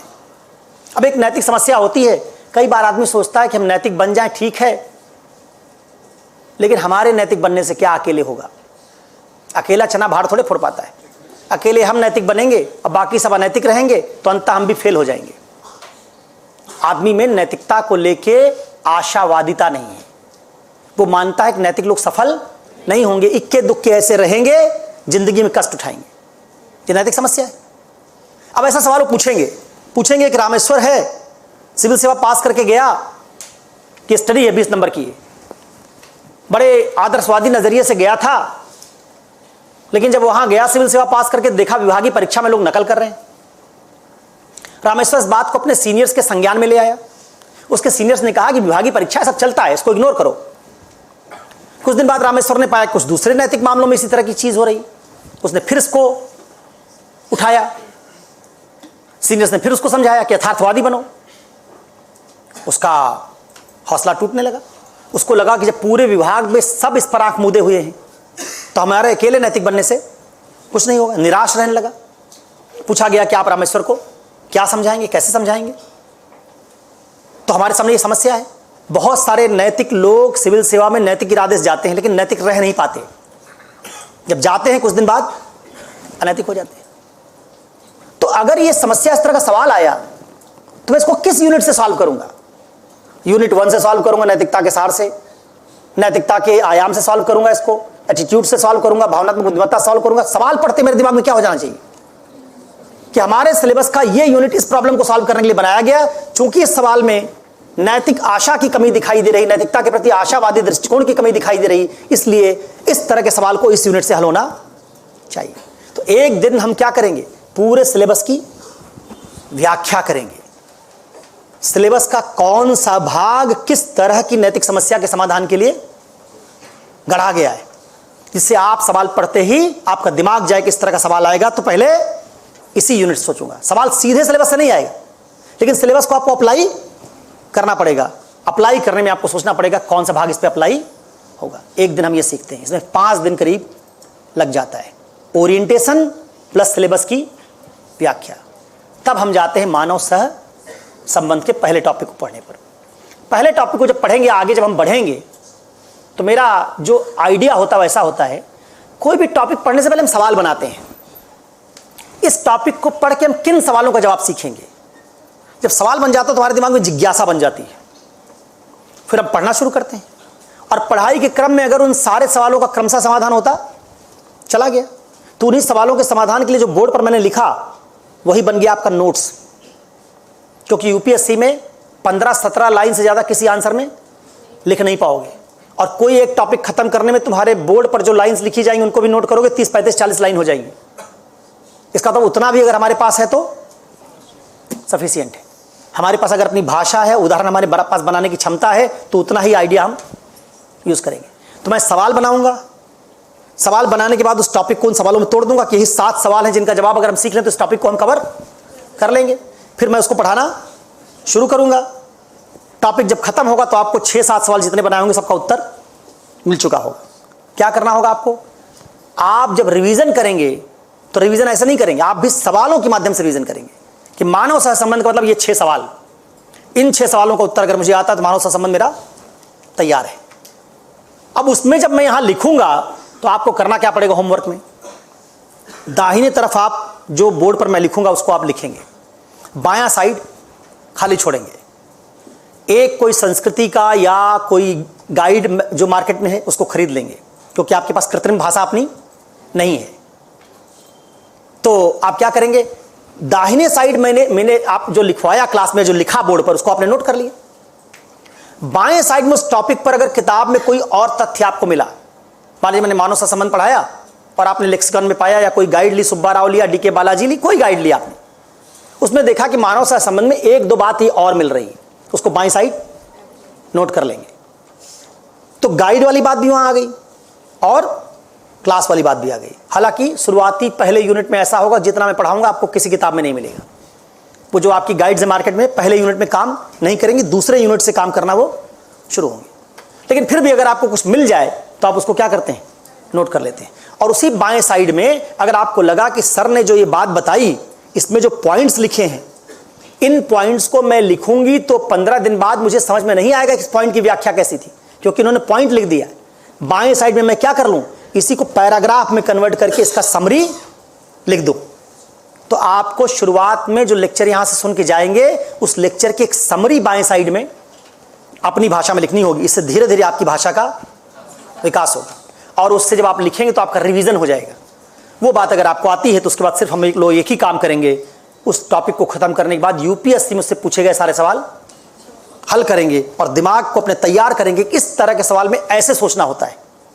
एक बार उस तरह के सवाल में वैसे सोचने के लिए दिमाग आपका ट्रेंड हो गया तो इसका तुम्हारा काम हो गया। तो पढ़ने का तरीका होगा, टॉपिक लेंगे, टॉपिक को पहले सवालों में तोड़ेंगे, उन सवालों को एक एक करके बोर्ड पर सॉल्व करेंगे। उसको आप दाहिने साइड में अपने कॉपी में से नोट करेंगे। बाएं साइड में आप उसमें कुछ अतिरिक्त भाषा भरने की गाइड से, बाकी जगहों से कोशिश करेंगे, और फिर उस टॉपिक को खत्म करने के बाद हम उस पर आए हुए कुछ क्वेश्चंस करेंगे और कुछ क्वेश्चन आपको प्रैक्टिस में दे देंगे, ठीक वैसे जैसे मैथ्स का टीचर करता है। 2 सवाल करवा दिया, बाकी सवाल प्रैक्टिस के लिए दे दिया। रफ कॉपी आप एक बनाएंगे जिसमें सवालों की क्या करेंगे, प्रैक्टिस। ऐसा अगर आप 50, 60, 70 दिन करेंगे, 55, 60 दिन, तो आपके ग्रिप में एथिक्स आना शुरू हो जाएगा। तकलीफ होगी, मुश्किल लगेगा, लेकिन अगर लगे रहोगे, हिम्मत नहीं हारोगे, आईएएस बहुत बड़ा पद होता है, समझोगे कि आईएएस बनने के बाद भी तो कुछ लिखना पढ़ना पड़ेगा। व्यक्तित्व बनाने की बात सोचोगे कि व्यक्तित्व भी तो निर्मित करना है, कोचिंग कर रहे हैं कुछ तो सीख के जाए, परजीवी ना रह जाएं। तो इस मेथड से आप जब काम करेंगे और क्लास खत्म होते होते कम से कम 70-80 सवाल आप अभ्यास कर चुके होंगे, तो फिर आपके दिमाग में उस तरीके से सोचने की आदत बन चुकी होगी, तो मामला बन जाएगा। लेकिन अगर मैंने ऐसे पढ़ाया, बता दिया आपको, ऐसे पढ़ाया और आप चौथे पांचवें दिन से घबराने लगे, बार बार मेरे पास आएंगे कि सर रिवीजन कैसे करें, सर नोट्स कैसे बनाएं, आप आएंगे क्योंकि मैं लिखवाऊंगा नहीं, कुछ लिखवाऊंगा नहीं। जैसे मैं लिखवाऊंगा तुमको तुरंत संजीवनी बूटी मिल जाएगी, तुम कुछ नहीं करोगे, वही जो मैं लिखवाऊंगा बस वही याद करोगे। मेरी भाषा चूंकि सुपीरियर होगी तुमसे, तुम वैसी भाषा गढ़ नहीं पाओगे तो तुम प्रयास करना ही बंद कर दोगे। मुझे तुम्हारा एग्जाम नहीं देना है, तुमको अपना पेपर खुद लिखना है, और तुमको अपना पेपर अगर खुद लिखना है और सवाल सारे नोट से नहीं आते हैं तो तुमको लिखना सीखना पड़ेगा। ये बताने के बाद अगर चौथे पांचवें दिन मेरे पास ये फीडबैक आया कि सर बच्चे बहुत परेशान हो रहे हैं, तो फिर पांचवें छठे दिन के बाद फिर गरुड़ पुराण शुरू हो जाएगा। फिर कथा सुनना, छापना और छपाई करके घर जाके खुश रहना। दूसरे मॉडल पे मैं चला जाऊंगा। पहले 5 दिन में पहले मॉडल से आपको पढ़ाने की कोशिश करूंगा। हालांकि मैंने ये देखा है जिसमें 15-15, 20-20 हज़ार बच्चे रहते हैं, उन क्लासेस में मैंने देखा है 10 दिन तक बच्चे बहुत शोर मचाते हैं। 14वें 15वें दिन से बच्चा कहना शुरू कर देता है कि सर मामला बन रहा है, चीज़ें हो रही हैं जो हम कभी नहीं कर पाए थे, हो रही चीज़ें। तो अच्छी कोई भी चीज़ सीखने में समय लगता है। कोई चीज़ बहुत आसानी से मिल जाए तो समझ लेना कि वो इसका मतलब उतनी मूल्यवान नहीं है, क्योंकि अगर इतनी आसानी से मिल गई तो फिर सबके पास चली जाएगी। इसलिए आपको एफर्ट करना पड़ेगा। अब पता नहीं किस संदर्भ में तुम समझे, क्योंकि संदर्भ निकालने में तुम माहिर हो, तो वो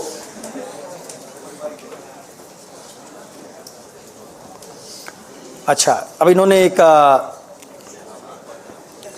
लिखा, एक पोडियम पर खड़े होकर आपको बेहतर व्यू मिल रहा होगा कि इस क्लास में मानक क्षमता से 3-4 गुना छात्रों को बिठाया गया। अरे सब भाग जाएंगे, चिंता क्यों कर रहे हो, शुरुआती भीड़ है। पहले दिन बहुत एक्सपेक्टेशन लेके नया टीचर होता है, उसको देखने के लिए आते हैं। तीसरे चौथे दिन जब उसका चेहरा बोरिंग लगने लगता है, मनोरंजन भी नहीं होता है, सब छट जाएंगे, परेशान मत हो। शायद ही कोई छात्र कंफर्टेबल स्थिति में बैठा होगा, आप स्थिति को स्वयं देख पा रहे होंगे। ध्यातव्य है कि आज सुबह दिल्ली शहर के अधिकेंद्र पर ही भूकंप महसूस किया गया है। यदि इस तरह की कोई आकस्मिक घटना की स्थिति बनती है तो छात्रों की सुरक्षा के साथ यह खिलवाड़ नहीं। विनम्रता पूर्वक 15 जून 2023 की घटना अग्निकांड का प्रत्यक्ष भोगी छात्र F12 कृपया नजरअंदाज ना करें।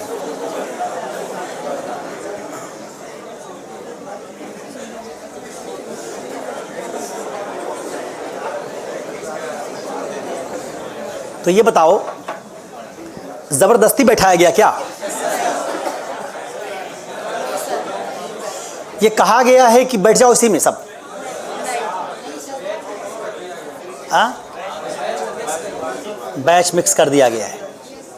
अच्छा, तुम नहीं चाहते हो पढ़ना भी, ये कह रहे हो? नहीं, अगर नहीं चाहते हो पढ़ना तो ऐसा नहीं है, मैं कहूँगा भाई कि पढ़ाओ मत इनको, भी इनको इंतज़ार करने दो आगे। तो अगर आप नहीं चाहते हैं तो आप अगले बैच के लिए रुक जाइए। ऐसा थोड़ी कि मैं भाग रहा हूँ, कहीं रहूँगा भी, ठीक है, तो अगला बैच जो पढ़ाऊँगा उसमें आ जाना। ऐसा बहुत सारे विद्यार्थी करते हैं, एप्लीकेशन दे दो कि अभी हम नहीं पढ़ना चाह रहे हैं, और क्लास को दूसरे बैच के लिए इंतज़ार करो। मेरा बैच थोड़े अंतराल पर लगता है, तो भूगोल जब खत्म हो जाए ना, भूकंप अभी आया इसलिए भूगोल ज़्यादा प्रासंगिक भी है, पहले सब सीख लो, भूकंप कैसे आता है, ज्वालामुखी कैसे पड़ता है, आग कैसे बुझाई जाती है, तब फिर आप लौटिएगा। मुझे लगता है कि बिल्कुल अगर आपको लग रहा है कि इसमें आप कंफर्टेबल नहीं हैं तो आपको क्लास छोड़ देनी चाहिए और तब आना चाहिए जब आप कंफर्टेबल हो। अपनी तरफ से मैं यही कह सकता हूँ। और ये 3 महीने 4 महीने में क्लास फिर से लगी जाएगी एक बार, तो फिर दूसरे बैच में आ जाना, उसमें पढ़ लेना। ऑनलाइन वालों का मूल्यांकन कैसे हो पाएगा?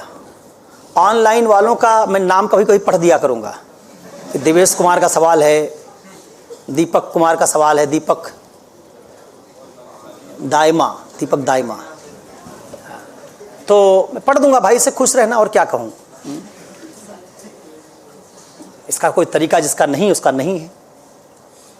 बाकी मूल्यांकन करने के लिए आपको मेंटोर और आपके असिस्टेंट्स के तौर पर लोग दिए गए होंगे, जैसे आप बाकी विषयों में करवा रहे होंगे, वही तरीका इसमें भी अपनाइएगा। चलिए, तो पहले हम सीखने जा रहे हैं नीति शास्त्र होता क्या है। शुरुआत कर रहे हैं, नीति शास्त्र क्या है, व्हाट इज एथिक्स। कोई सवाल तुम्हारा है? जितनी बात मैंने बोली, प्रवचन भाषण जो दिया, उसके बाद कोई सवाल है? बताओ।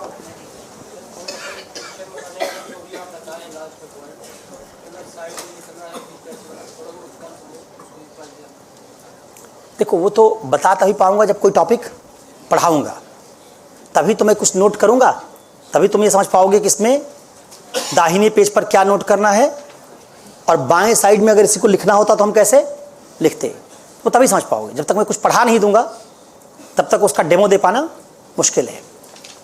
और कोई सवाल?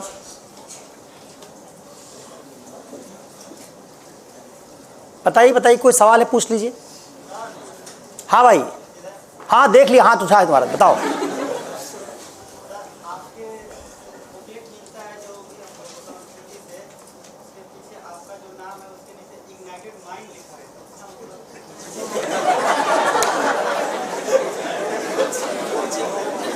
इसका मतलब ये है कि मेरा माइंड जो है इग्नाइटेड हो चुका है, उसमें आग लग गई है, और यही मायने है।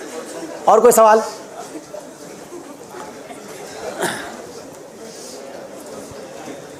और कोई प्रश्न?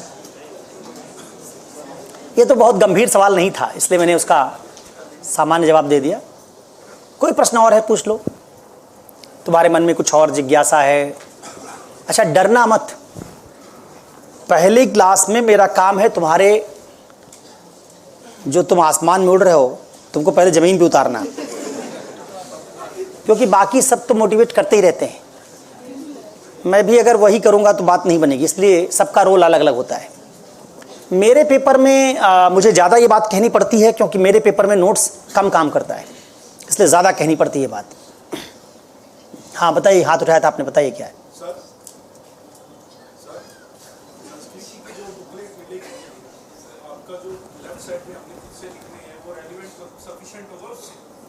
वो 2-4 लेक्चर के बाद समझ जाओगे। जैसे मैं लेक्चर लूँगा वैसे समझ जाओगे कि संस्कृति के नोट्स का रेलेवेंस कितना है। एक कोई गाइड खरीद लेना,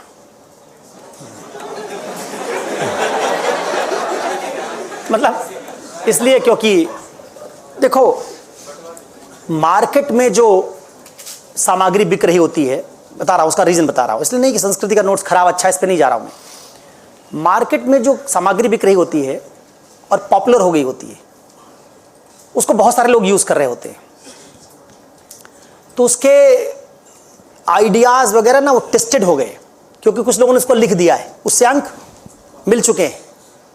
तो बाजार में कोई चीज़ है ना, तो उसका टेस्ट हो चुका है यूपीएससी में। लेकिन संस्कृति के नोट्स का तो इस्तेमाल केवल संस्कृति के विद्यार्थी कर रहे हैं, तो उसका टेस्ट उस बड़े स्केल पे नहीं हुआ है।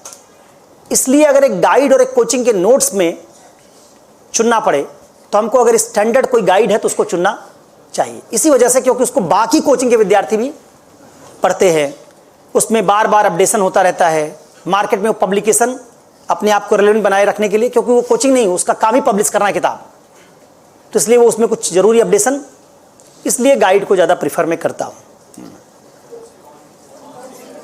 कौन सी नहीं, गाइड को, गाइड तो बहुत सारी मार्केट में ना, 4-5 गाइड्स हैं जो उनमें जाओ। अरे बताऊंगा भाई, अभी तो शुरुआत भी नहीं हुई, गाइड के नाम पे ही आ गए, शॉर्टकट चाहते हो। और कोई सवाल?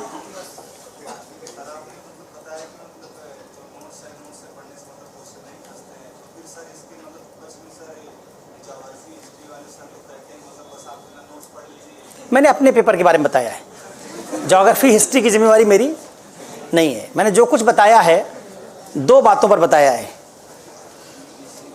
बुद्ध को जब ज्ञान मिला, जब वो सिद्धार्थ से बुद्ध बन गए, तो पहले तो उन्होंने सारनाथ में 4-5 लोगों को उपदेश दिया। उसके बाद एक गांव में गए, उसको कालामों का गांव कहते थे। वहां गए, बड़े बुद्धिमान लोग थे कालाम। उन्होंने बुद्ध से कहा, अच्छा तब तक बुद्ध की ख्याति बहुत नहीं बनी थी। बुद्ध गए, बुद्ध ने भी अपना भाषण दिया। उन्होंने पूछा कि भगवान, आपसे आने वाले पहले वाले लोग भी भाषण दे के गए हैं और सबकी बात सुनने पे हमको ठीक ही लगता है। जो पहले वाले कह गए वो भी ठीक लग रहा, आपकी बात भी ठीक लग रही। हम लोग अगर इतने ज्ञानी होते कि आपकी बात और उनकी बात को समझ लेते तो हम खुद ही बुद्ध होते। तो हमको कैसे पता चले कौन ठग है, किसकी बात सही है? बुद्ध ने इसका बड़ा तार्किक जवाब दिया। बुद्ध ने यह नहीं कहा कि मेरी बात मान लो। बुद्ध ने कहा कि दोनों दृष्टिकोणों को जीवन में परख कर देख लो, जिससे तुम्हारा दुख कम होता हो। क्योंकि बुद्ध दावा करते थे कि वो व्यक्ति के दुख को दूर करने के लिए आए। उनका दोनों जीवन शैलियों को देख लो परख के, जिससे तुम्हारा दुख दूर होता हो, वही सही है। मेरी बात इसलिए मत मानो कि मैं बुद्ध हूं, मैंने कहा है, मैं राजकुमार था, मैं छोड़ के आया, वो सब इसमें मत मानो। दोनों का तुलना से क्या करो, परीक्षण करो। तो देखो, तुम आईएएस बनने जा रहे हो, तुम्हारा जो समझदारी है, तुम अगले जनरेशन के आदमी हो। हम लोग आउटडेटेड जनरेशन वाले हैं, बहुत पीछे जनरेशन वाले लोग। हमारी बात को कभी अंधभक्ति के तौर पर स्वीकार मत करो। इस यूपीएससी में वही विद्यार्थी सफल होता और अच्छा भी होता है जो भक्त नहीं बनता टीचर का। मैं भी कोई बात कहूं और वो बात ठीक नहीं है तो उसको रिजेक्ट करो। तो आईएएस बनने जा रहे हो, मामूली परीक्षा है क्या? उसमें इतनी तार्किकता व्यक्ति में होनी चाहिए कि वो दोनों बातों को क्या करे, पेपर को सामने रख के, कहते हैं ना, हाथ कंगन को आरसी क्या, पढ़े लिखे को फारसी क्या। दोनों बातें रखो और देख लो किस पेपर में कहां नोट्स काम कर रहा है और कहां नोट्स, उससे अपना आइडिया बना लो। हमको कोचिंग में या बाकी जगहों पर वैसे बता रहा हूं, टीचर्स को रोल मॉडल नहीं बनाना चाहिए। टीचर्स की बात को एकदम फेस वैल्यू पर नहीं लेना चाहिए, हमेशा परखते रहना चाहिए, क्रिटिकल स्क्रूटनी करनी चाहिए कि जो बात ये बोले इसको हम यूज किए, इससे कुछ मिला कि नहीं मिला। नहीं मिला तो ठीक है, टीचर है, बहस नहीं करेंगे उनसे, मैं अपना आइडिया बदलूंगा नहीं। तो तुमको अगर वो ठीक नहीं लगा, तुमने क्या किया, उसको स्किप कर दिया, बाकी मेरी बात जो ठीक लगी उसको ले लिया। इतनी तार्किकता विद्यार्थी को विकसित करनी पड़ेगी। बिना तुलना के तुम नहीं समझ पाओगे कुछ भी। 2 कॉम्परेटिव आइडिया होंगे तभी समझ पाओगे। तो इस पर मेरा जवाब यही है कि अलग अलग विषयों में नोट्स की भूमिका अलग अलग है। और यूपीएससी का पेपर हमारे पास जब आएगा तो हम किसी विषय में उसमें नोट्स की भूमिका जो समझ रहे हैं हम, वो है या नहीं, उसके उस पेपर के साथ नोट्स को क्या करें, मैच करके देखें। और अक्सर ये करना हो तो एक सबसे बढ़िया तरीका ये होता है, किसी कोचिंग के नोट्स को उस पेपर के पहले वाले साल में नोट्स जो लिखवाया गया उसको इस साल के पेपर से मैच करके देखो। मतलब मान लो तुम्हारे बैच में कोई तुमसे पहले कोचिंग किया हो 2023 में या 2024 का पेपर आने से पहले, वो नोट्स रख लो और पेपर रख लो। क्योंकि अगर पेपर आ जाएगा तो अगले साल टीचर उसको पढ़ा देंगे, नोट्स में आ जाएगा। लेकिन वो बात तो यूपीएससी दोबारा पूछेगा नहीं। तो नोट्स का टेस्ट करना है तो हमेशा नोट्स लो उस साल के पेपर से पहले वाला, रख के देख लो। अगर नोट्स से सब कुछ हल हो रहा हो तो मान लेना सफिशिएंट है, नहीं हो रहा हो तो मान लेना कुछ हमको करना पड़ेगा। ये उसका तरीका है। और कोई सवाल?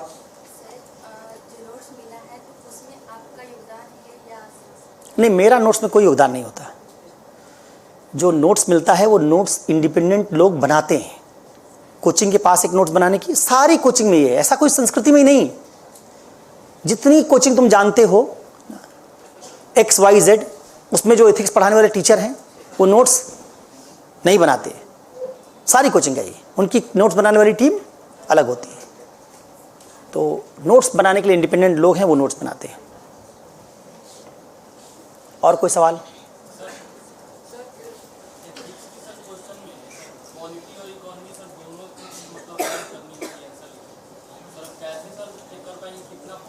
आंसर लिखने वाले बात को अभी नहीं समझ पाओगे, जब हमारे सामने कोई सवाल आएगा रिलेवेंट तभी देख पाओगे, क्योंकि ऐसा कोई एक उत्तर यूपीएससी में फिट नहीं होता। कितना पॉलिटी यूज कर दें, कितना इकोनॉमी, ऐसा कोई फिक्स फार्मूला यूपीएससी में नहीं होगा।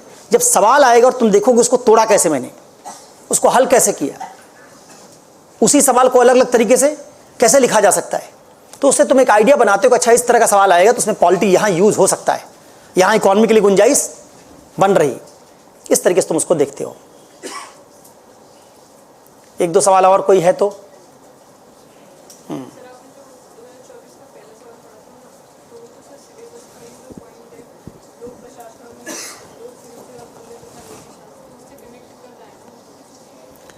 जरूरी नहीं है। वो पूछा ये गया है, देखो सिविल सेवा का आधारभूत मूल्य और संविधान का मूल्य दोनों अलग अलग है। सिविल सेवा के मूल्य का मतलब ये है कि सिविल सेवक में मूल्य होना चाहिए, लेकिन सिविल सेवक जिनके लिए काम करता है उसके लिए अलग मूल्य चाहिए। वो मूल्य आते हैं संविधान से। जैसे निष्पक्षता संविधान का मूल्य नहीं, लेकिन निष्पक्षता सिविल सेवक का मूल्य। तो जब तुम निर्णय लोगे तो निर्णय तुम अपने चरित्र वाले मूल्य का लोगे कि संविधान वाले का? संविधान वाले का। तो जब प्रशासनिक निर्णय लिया जाएगा तो निर्णय लिया जाएगा संवैधानिक मूल्यों को हासिल करने के लिए, जैसे समानता, और एआई से समानता बाधित हो सकती है। एआई समानता कमजोर कर सकता है और हमारे फंडामेंटल राइट्स को ब्रीच कर सकता है, जैसे हमारी गोपनीयता। हमारी गोपनीयता को एआई ब्रीच कर सकता है। तो ये गोपनीयता का जो मूल्य है ये तो तुम्हारे सिविल सेवा फाउंडेशनल वैल्यूज में नहीं है। तो तुमको वहां सोचना पड़ेगा कि जब प्रशासनिक निर्णय कोई सिविल सेवक लेता है तो उसका काम होता है उस निर्णय से संविधान के मूल्यों आदर्शों को हासिल करना। और अगर एआई हम ले आएंगे तो कौन से संवैधानिक मूल्यों पर खतरा दिखाई दे रहा है, प्रियम्बल के, फंडामेंटल राइट्स के, ये सोचना पड़ेगा, उससे सवाल हल होगा। ठीक है, तो ये सीधे मूल्य से सवाल नहीं हल होगा। एक आध बात मूल्य से निकल सकती है, लेकिन बाकी बात तुमको कॉन्स्टिट्यूशन से सोचनी पड़ेगी, और कॉन्स्टिट्यूशन हमारे सिलेबस में ऐसे सीधे कहीं नहीं लिखा है। किसमें? वो तो तुम सोचो, बताओ। मान लो अगर तुम ईमानदार हो तो तुम्हारी ईमानदारी किस लिए तुमसे मांगी गई है? संविधान के आदर्शों को पूरा करने के लिए। ईमानदारी साधन है कि ईमानदारी अपने आप में साध्य है? साधन है ना, ईमानदारी साधन है। ईमानदार नहीं होगे तो संविधान के मूल्यों को नहीं प्राप्त कर पाओगे। साधन का मतलब होता है तरीका, उपाय, टूल, और साध्य पता होता है लक्ष्य, ऑब्जेक्टिव। जैसे यहां से प्रयागराज कुंभ जाना चाहो, जाना मत वैसे, लेकिन जाना चाहो तो प्रयागराज कुंभ पहुंचना हो गया साध्य, ठीक है। और जिस ट्रेन से तुम बैठ के यहां से जाओगी वो है साधन। ट्रेन पे बैठ पाई तो, अब ट्रेन से गई तो एक साधन, ट्रेन खतरनाक लग रही है, हवाई जहाज चली गई, दूसरा साधन। बहुत डिवोटी हो, पैदल ही चल पड़ी, तीसरा साधन। तो चल के जाना एक साधन, उड़ के जाना दूसरा साधन, ट्रेन पे बैठने की कोशिश करना और चले जाना तीसरा साधन, सड़क मार्ग से साइकिल से चले जाना चौथा साधन। साधन है। साध्य क्या है? कुंभ। वैसे ही मेरे अंदर अगर ईमानदारी है, मेरे अंदर सत्यनिष्ठा है, तो इससे क्या होगा? इस तरह का सिविल सेवक जो सत्यनिष्ठ होगा, ईमानदार होगा, वो संविधान के आदर्शों को हासिल करने में सक्षम होगा। इसका लक्ष्य क्या है? कुंभ की तरह यहां क्या लक्ष्य है? संविधान। और उसके लिए जरूरी है सिविल सेवक में ये गुण होने चाहिए। तो जब हम एआई से निर्णय लेंगे तो निर्णय हम किसके लिए लेंगे? संविधान के आदर्शों के लिए। उन्हीं आदर्शों पर क्या हो सकता है? खतरा भी हो सकता है। तो उसके संदर्भ में हमको सवाल लिखना पड़ेगा। वो सीधे सीधे तुम्हारे सिलेबस में नहीं है। सर एथिक्स के सिलेबस में एक पॉइंट है आरटीआई, और सर पॉलिटी में भी एक पॉइंट। हाँ, वो अभी समझ जाओगे। पॉलिटी वाला आरटीआई, एथिक्स वाला आरटीआई दोनों बहुत अलग अलग है। पॉलिटी में आरटीआई पढ़ते हैं डिस्क्रिप्टिव तरीके से, एथिक्स में आरटीआई पढ़ते हैं नॉर्मेटिव तरीके से। डिस्क्रिप्टिव और नॉर्मेटिव अप्रोच अलग अलग होता है। वो समझाऊंगा, आरटीआई का एग्जांपल लेके ही समझा दूंगा, ठीक है, एकदम क्लियर हो जाएगा कि आरटीआई एथिक्स में पढ़ोगे और आरटीआई पॉलिटी में पढ़ोगे, कैसे एक दूसरे से अलग होगा। और कोई? चले, तो आपने सवाल जो आपके मन में थे, मतलब मन में कुछ मत रखना, आजकल मन की बात बहुत होती है। तो बिहार वाला फील करा रहे, फील नहीं होता यार, फील होता है। तुम जो लिखे इससे बिहार वाला फील आ गया, बानी नहीं बाणी है ना। अब किसी दिन राजस्थान वाला फील कराऊंगा ना। पढ़ाते पढ़ाते सारे फील कराने की क्षमता टीचर में आ चुकी होती है। हरियाणा वाला कराऊंगा नहीं, ठीक नहीं लगेगा।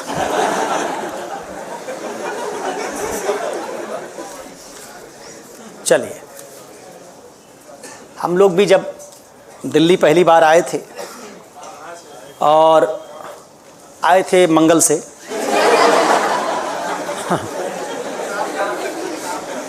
मंगल ग्रह से, वहाँ जब भारत का वो मिशन गया था ना, उसी से लौटे थे। तो वो जो दिल्ली में डीटीसी की बस वाला कंडक्टर होता था, जब बोलता था तो लगता था कि गाली दे रहा है। कहता था टिकट ले ले भाई ना, उधर कहाँ जा रहा है। तो हरियाणा की भाषा एकदम सीधी है, उसमें ज़्यादा लाग लपेट नहीं है,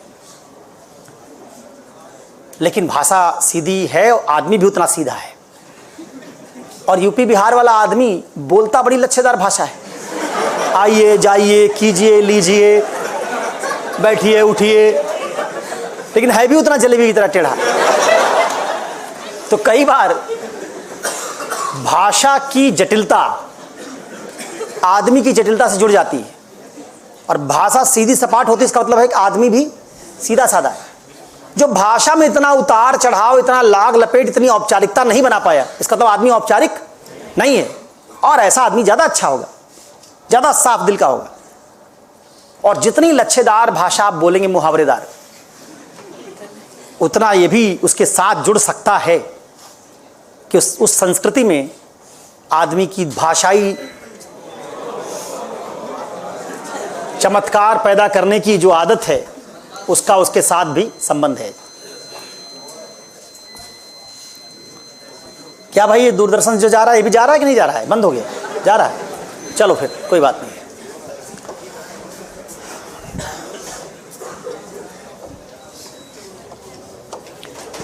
मैं नीति शास्त्र क्या है इसको पढ़ाने की शुरुआत कर रहा हूं, और आज मैं नोट कर दूंगा क्या क्या हम 6 मायने नीति शास्त्र के सीखने जा रहे हैं।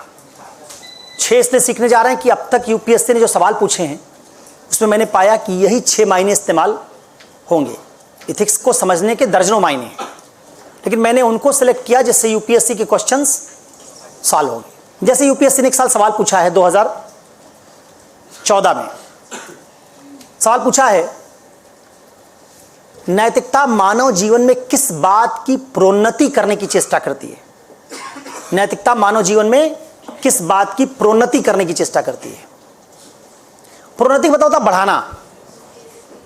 अब मान लो मैं नैतिकता के सारे वो मायने बता दूं तुमको जो तुम्हारी गाइड में और तुम्हारे संस्कृति के नोट्स में और बाकी जगह लिखे होंगे। तो उसमें लिखा होगा कि नैतिकता इथिक्स जो है एथोस से बना है, एथिका से बना है, इसका मतलब सामाजिक रीति रिवाज परंपरा होती है। तो अगर मैं ये मायने पढ़ लूं, नैतिकता उचित अनुचित का विज्ञान है, आचार संहिता का विज्ञान, मान लो सब मायने पढ़ लिया तुमने, तो सवाल तो पूछा गया नैतिकता बढ़ाती क्या है। तो ये थोड़े बताओगे कि नैतिकता हमारे जीवन में सामाजिक रीति रिवाज बढ़ा देती है, हमारे जीवन में उचित अनुचित बढ़ा देती है। ये तो कोई बात हुई नहीं। इसका मतलब ये जितनी परिभाषाएं तुम्हारे नोट्स में लिखी गई हैं, ये 2014 की यूपीएससी को सवाल को हल नहीं कर पाएंगी। तो जो 2024 तक 23 तक सवाल ऐसे पूछे गए हैं नैतिकता के मायने से, जो सवाल पूछे गए हैं उनको ध्यान में रखते हुए नैतिकता के अलग अलग मायने गढ़ने पड़ते हैं, जिससे हम इन सवालों को हल कर लें। वही ध्यान में रखकर मैं 6 ऐसी परिभाषाएं सिलेक्ट कर रहा हूं जिनको सीखने से आप इथिक्स पर जितने क्वेश्चन अब तक पूछे गए उनको सॉल्व कर लेंगे, नंबर 1। नंबर 2, इससे इथिक्स का आपका ओरिएंटेशन बन जाएगा। एथिक्स विषय क्या होता है, उसी चर्चा से आपकी पूरे दिमाग में उसकी एक पिक्चर बन जाएगी। जैसे बात कुछ इस तरह की, एक मान लो कोई विद्यार्थी इसमें इंदौर से आया, मैं उसे पूछूं कि इंदौर के बारे में एक पेज लिख दो या इंदौर के बारे में कुछ बता दो, खड़ा होगा आराम से इंदौर के बारे में 15 मिनट बता देगा। लेकिन मैं उससे अगर यह सवाल पूछूं कि नीति शास्त्र क्या है, नीति शास्त्र के बारे में कुछ बताओ, और विद्यार्थी चुप रह गया जबकि इथिक्स पढ़ चुका है, या उसने कहा कि सर अभी याद नहीं है, नोट्स पढ़े थे तब याद था, तैयारी नहीं की, रिवीजन नहीं कर पाए, इसका मतलब उसको एथिक्स की वैसी बिल्कुल समझ नहीं जैसे इंदौर शहर की है। वो तो कह रहा रट के आएंगे तब बताएंगे। अरे भाई तो तुम समझे क्या थे, मैं तुमसे पूछता हूं इंदौर शहर के बारे में बताओ, तुम तुरंत बता देते हो। ये तो नहीं कहते हो सर रिवीजन करके आएंगे तब बताएंगे, रट के आएंगे तब बताएंगे। तो नैतिकता पर जब मैंने पूछा तो ऐसा क्यों कहा, इसका तब तुम इथिक्स की कोई इंडिपेंडेंट समझ नहीं रखते हो। तो पहला तो लक्ष्य है नीति शास्त्र की परिभाषाओं और बाकी बातों को सीखने का कि आप यूपीएससी के क्वेश्चन हल कर सकें, उन परिभाषाओं को सीखें जिससे क्वेश्चन हल हो सके। दूसरा लक्ष्य है इथिक्स का एक ऐसा आइडिया आपके दिमाग में पिक्चर की तरह बना हो जैसा आपका किसी शहर के बारे में बना होता है। आप मुखर्जी नगर में, नेहरू विहार में, गांधी विहार में, स्वर्गाश्रम में, परमानंद में, इंदिरा विकास विहार कहीं रह रहे हैं तो उसका एक आइडिया आपके दिमाग में, वैसा मैप हमारे दिमाग में इथिक्स का होना चाहिए। नंबर दूसरा लक्ष्य ये है। और तीसरा लक्ष्य ये है कि इथिक्स नाम के विषय को डिटैच्ड होकर ना पढ़ें, हमारी कुछ रुचि उसमें बन जाए। तो हम जो 3-4 दिन चर्चा करेंगे उस चर्चा से क्या होगा, इस विषय में आपकी रुचि बनाने की कोशिश करेंगे। उस रुचि बनने से, इंटरेस्ट डेवलप होने से आप अटैच्ड भाव से इथिक्स पढ़ना शुरू करेंगे। तो 3 लक्ष्यों को ध्यान में रखकर मैं इथिक्स के 6 मायने लिख रहा हूं जिनको मैं पढ़ाऊंगा।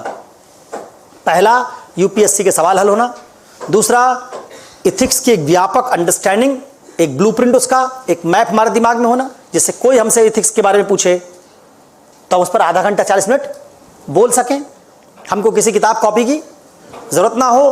और तीसरा, इस विषय में एक शुरुआती रुचि जो हमारी होनी चाहिए, उस रुचि का विकास करना। इन 3 लक्ष्यों से हम 6 मायनों से इथिक्स को समझने की कोशिश करेंगे।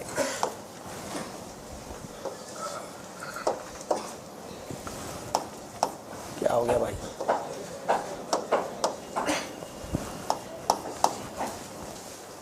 पहला मीनिंग जो इथिक्स का होगा उसमें हम कहेंगे कि नीति शास्त्र एक मानकीय या, अच्छा मेरी राइटिंग के भरोसे बहुत मत रहना, कई बार खुद ही नहीं पढ़ पाता हूं। अगर मैंने लिखा है बोर्ड पे कल और तुम मुझे आज दिखा दो तो मैं कई शब्द नहीं पढ़ पाऊंगा, ठीक है। इसलिए मतलब सिंधु सभ्यता वाला मामला है बिल्कुल। जब मैं लिखूंगा तो बोलूंगा। और देखिए जैसे आप में से बहुत सारे लोग टकटकी लगाए देख रहे हैं, क्या लिखा है क्या लिखा है, ऐसे मत देखा करो, पहले मेरी बात सुना करो। जैसे मैं लिखूंगा तो बोलूंगा, नीति शास्त्र एक मानकीय या आदर्श मूलक विज्ञान है। अब आपने सुन लिया, अब मैं लिखूंगा तो आपको दिखाई देगा। तो जब मैं लिखूंगा तो जो बोल रहा हूं उसको पहले सुन लो, लाइन भागेगी थोड़े कहीं, बोर्ड पे रहेगी। तो जो मैं बोलूंगा उसको सुन लोगे तो लाइन क्लियरली तुमको दिखेगी। जैसे मैंने कहा कि नीति शास्त्र एक मानकीय या आदर्श मूलक विज्ञान है। इसका तो पहला मायने जो हम इथिक्स का सीखेंगे उसमें हम सीखेंगे कि इथिक्स कोई साइंस है जो नॉर्मेटिव या आइडियल्स का साइंस है, और समझने की कोशिश करेंगे कि साइंस कितने तरह के होते हैं। ये आदर्श मूलक विज्ञान या मानकीय विज्ञान क्या है? फिजिक्स केमिस्ट्री भी विज्ञान है, वो कैसा विज्ञान है? पॉलिटिकल साइंस भी विज्ञान है, राजनीति विज्ञान भी विज्ञान है, मनोविज्ञान भी, वो कैसा विज्ञान है? अगर हमको ये अंतर पता चल जाए कि विज्ञान कितने तरह के होते हैं, मनोविज्ञान किस तरह का है, राजनीति विज्ञान किस तरह का है, भौतिक विज्ञान किस तरह का है, और नीति शास्त्र भी अगर विज्ञान है तो ये किस तरह का है, दोनों के पढ़ने का अप्रोच कैसे एक दूसरे से अलग है, ये बात अगर हमारे दिमाग में आ जाएगी तो हमारे दिमाग में इथिक्स की एक पिक्चर बन जाएगी कि इथिक्स एक साइंस है और साइंस इस कैटेगरी में आते हैं जो बाकी साइंस वो ये काम करने की कोशिश करते हैं, इथिक्स वो काम करने की कोशिश नहीं करता। इथिक्स एक दूसरे किस्म का साइंस है, इस तरह वाले साइंस ये काम करते हैं। तो अगर हम आरटीआई को राजनीति विज्ञान में पढ़ें तो हम इस वाले साइंस के नजरिए से पढ़ेंगे, और आरटीआई को नीति शास्त्र में पढ़ेंगे तो इस वाले अप्रोच से पढ़ेंगे। हमारे दिमाग में क्या हो जाएगा? मानकीय विज्ञान जब क्लियर होगा तो इथिक्स में पढ़ा कैसे जाता है, इथिक्स के पढ़ने का अप्रोच क्या है, इथिक्स में कोई अध्ययन किया जाता तो उसका तरीका, सारी बात क्लियर हो जाएगी। तो एक परिभाषा हम सीखेंगे, नीति शास्त्र एक मानकीय या आदर्शमूलक विज्ञान है। मानकीय या आदर्शमूलक विज्ञान है। ये सबसे बढ़िया राइटिंग थी मेरी।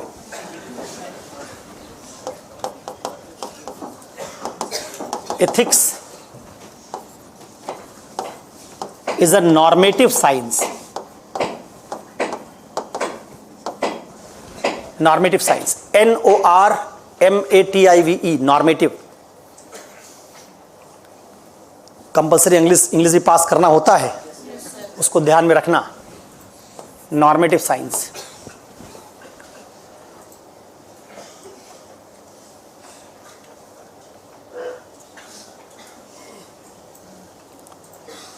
तो पहली परिभाषा जब ये सीखेंगे, इसमें 40 मिनट लगेगा, कम से कम 40 से 50 मिनट, क्योंकि इसमें फिजिक्स भी सीखेंगे, फिजिक्स कैसे पढ़ाई करता है, इथिक्स कैसे पढ़ता है, दोनों में क्या अंतर है, पॉलिटिकल साइंस में क्या अंतर है, तो बात उसको समझने के साथ इसको सीखेंगे। दूसरा है नीति शास्त्र दुविधा समाधान का विज्ञान है।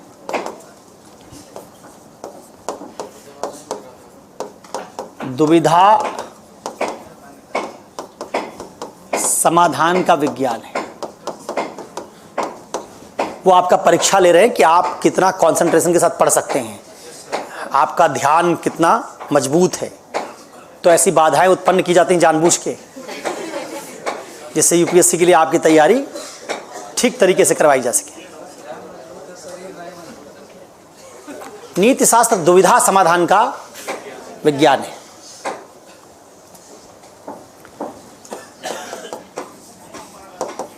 Ethics is dilemma, DELEMMA,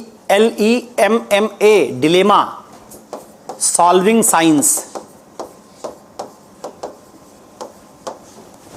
dilemma solving science, DILEMMA, नीति शास्त्र दुविधा समाधान का विज्ञान है।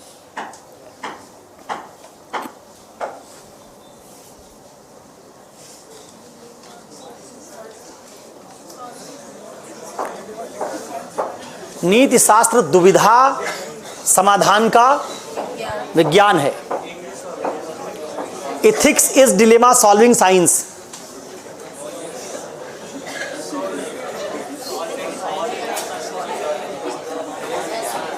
अच्छा, सॉल्विंग नहीं पहचान पा रहे हो? अच्छा, लो थोड़ा बेहतर कर दिया। चित्रकला का थोड़े टेस्ट ले रहे हो मेरे? हाँ,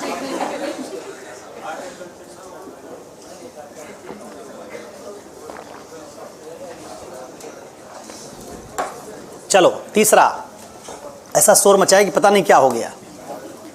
तीसरा, नीति शास्त्र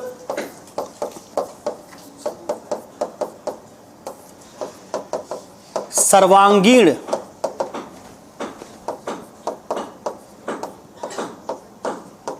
मानव कल्याण का विज्ञान है। सर्वांगीण मानव कल्याण का विज्ञान है।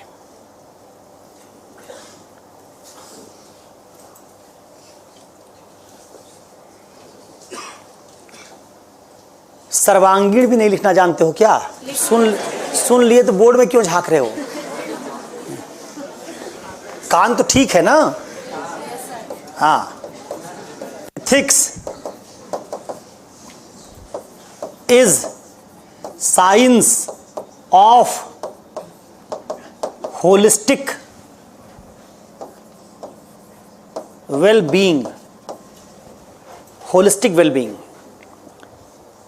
साइंस की स्पेलिंग उम्मीद है कि आती होगी। होलिस्टिक की HOLISTIC, वेल की WELL, बीइंग की BEING। सर्वांगीण मानव कल्याण का विज्ञान है। मानव कल्याण का क्या मायने होता है जब समझ में आएगा, सीखेंगे। बीइंग क्या होता है, वेल बीइंग का मतलब क्या है, एथिक्स कैसे उसी वेल बीइंग को अचीव करने का एक साइंस है। तो एथिक्स का एक अंडरस्टैंडिंग हमारे दिमाग में बनेगा। वो सवाल इससे हल होगा कि नैतिकता मानव जीवन में किस बात की प्रोन्नति करने की चेष्टा करती है, सवाल इससे हल होगा। और भी बहुत सारे सवाल हल होंगे। पूछेगा आपसे कि आप जब सारे लोग अनैतिक हैं, आपने आपको नैतिक क्यों बनाएंगे? तो अगर आपको पता चल जाए कि अनैतिक आदमी का कल्याण सर्वांगीण नहीं होता, उसको कुछ फायदे मिलते हैं, लेकिन असल में लाइफ में अगर हम होलिस्टिक वेलबींग चाहते हैं तो बिना एथिक्स के संभव, उसके लिए आर्गुमेंट दिखाना पड़ेगा, तो सवाल हल हो जाएगा। तो ये जो हम सीखेंगे, इससे हम कुछ अलग अलग तरह के सवालों को हल करेंगे। इस सब में से हर परिभाषा को सीखने में 25-30 मिनट लगेगा कम से कम, ठीक है। तो ये एक लाइन है जिससे हम एक अप्रोच सीखेंगे।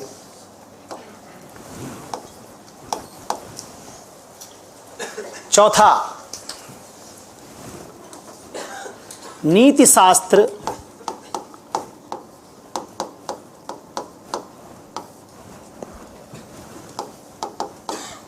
समावेशी और संपोषणीय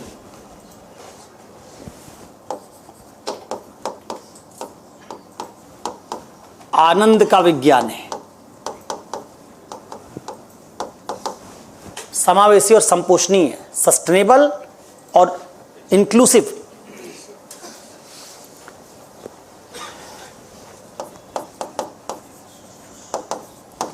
Ethics is science of inclusive and sustainable happiness. Inclusive and sustainable happiness.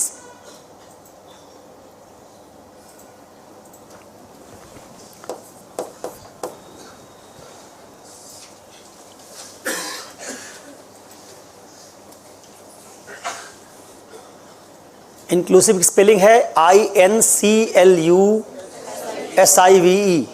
And की जानते हो? सस्टेनेबल की SUSTAINABLE, सस्टेनेबल। पांचवा, नीति शास्त्र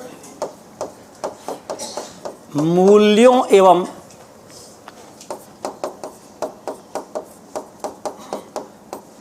सद्गुणों का विज्ञान है। मूल्यों और सद्गुणों का विज्ञान है।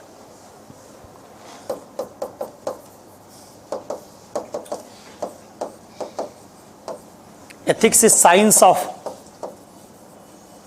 Values and virtues.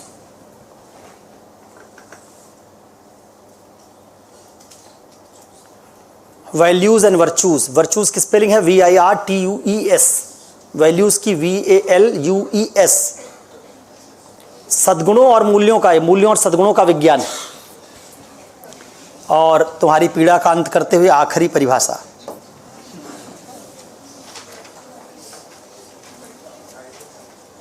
मूल्यों सद्गुणों का विज्ञान है। इसमें कोई रहस्यात्मक बात नहीं लिखी है। मूल्यों सद्गुणों,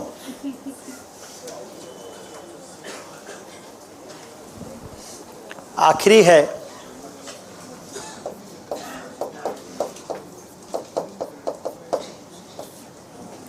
नीति शास्त्र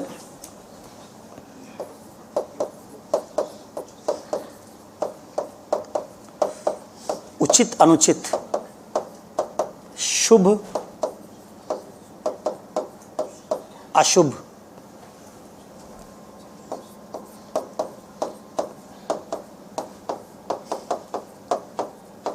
की पहचान का विज्ञान है।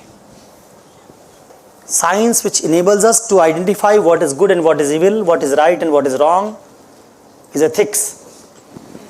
नीति शास्त्र उचित अनुचित शुभ अशुभ की पहचान का विज्ञान है।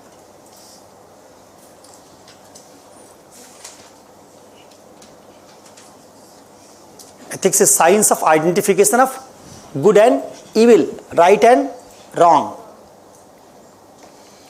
परिभाषाएं और बहुत सारी है, जैसे जीवन की गुणवत्ता का विज्ञान है। इसका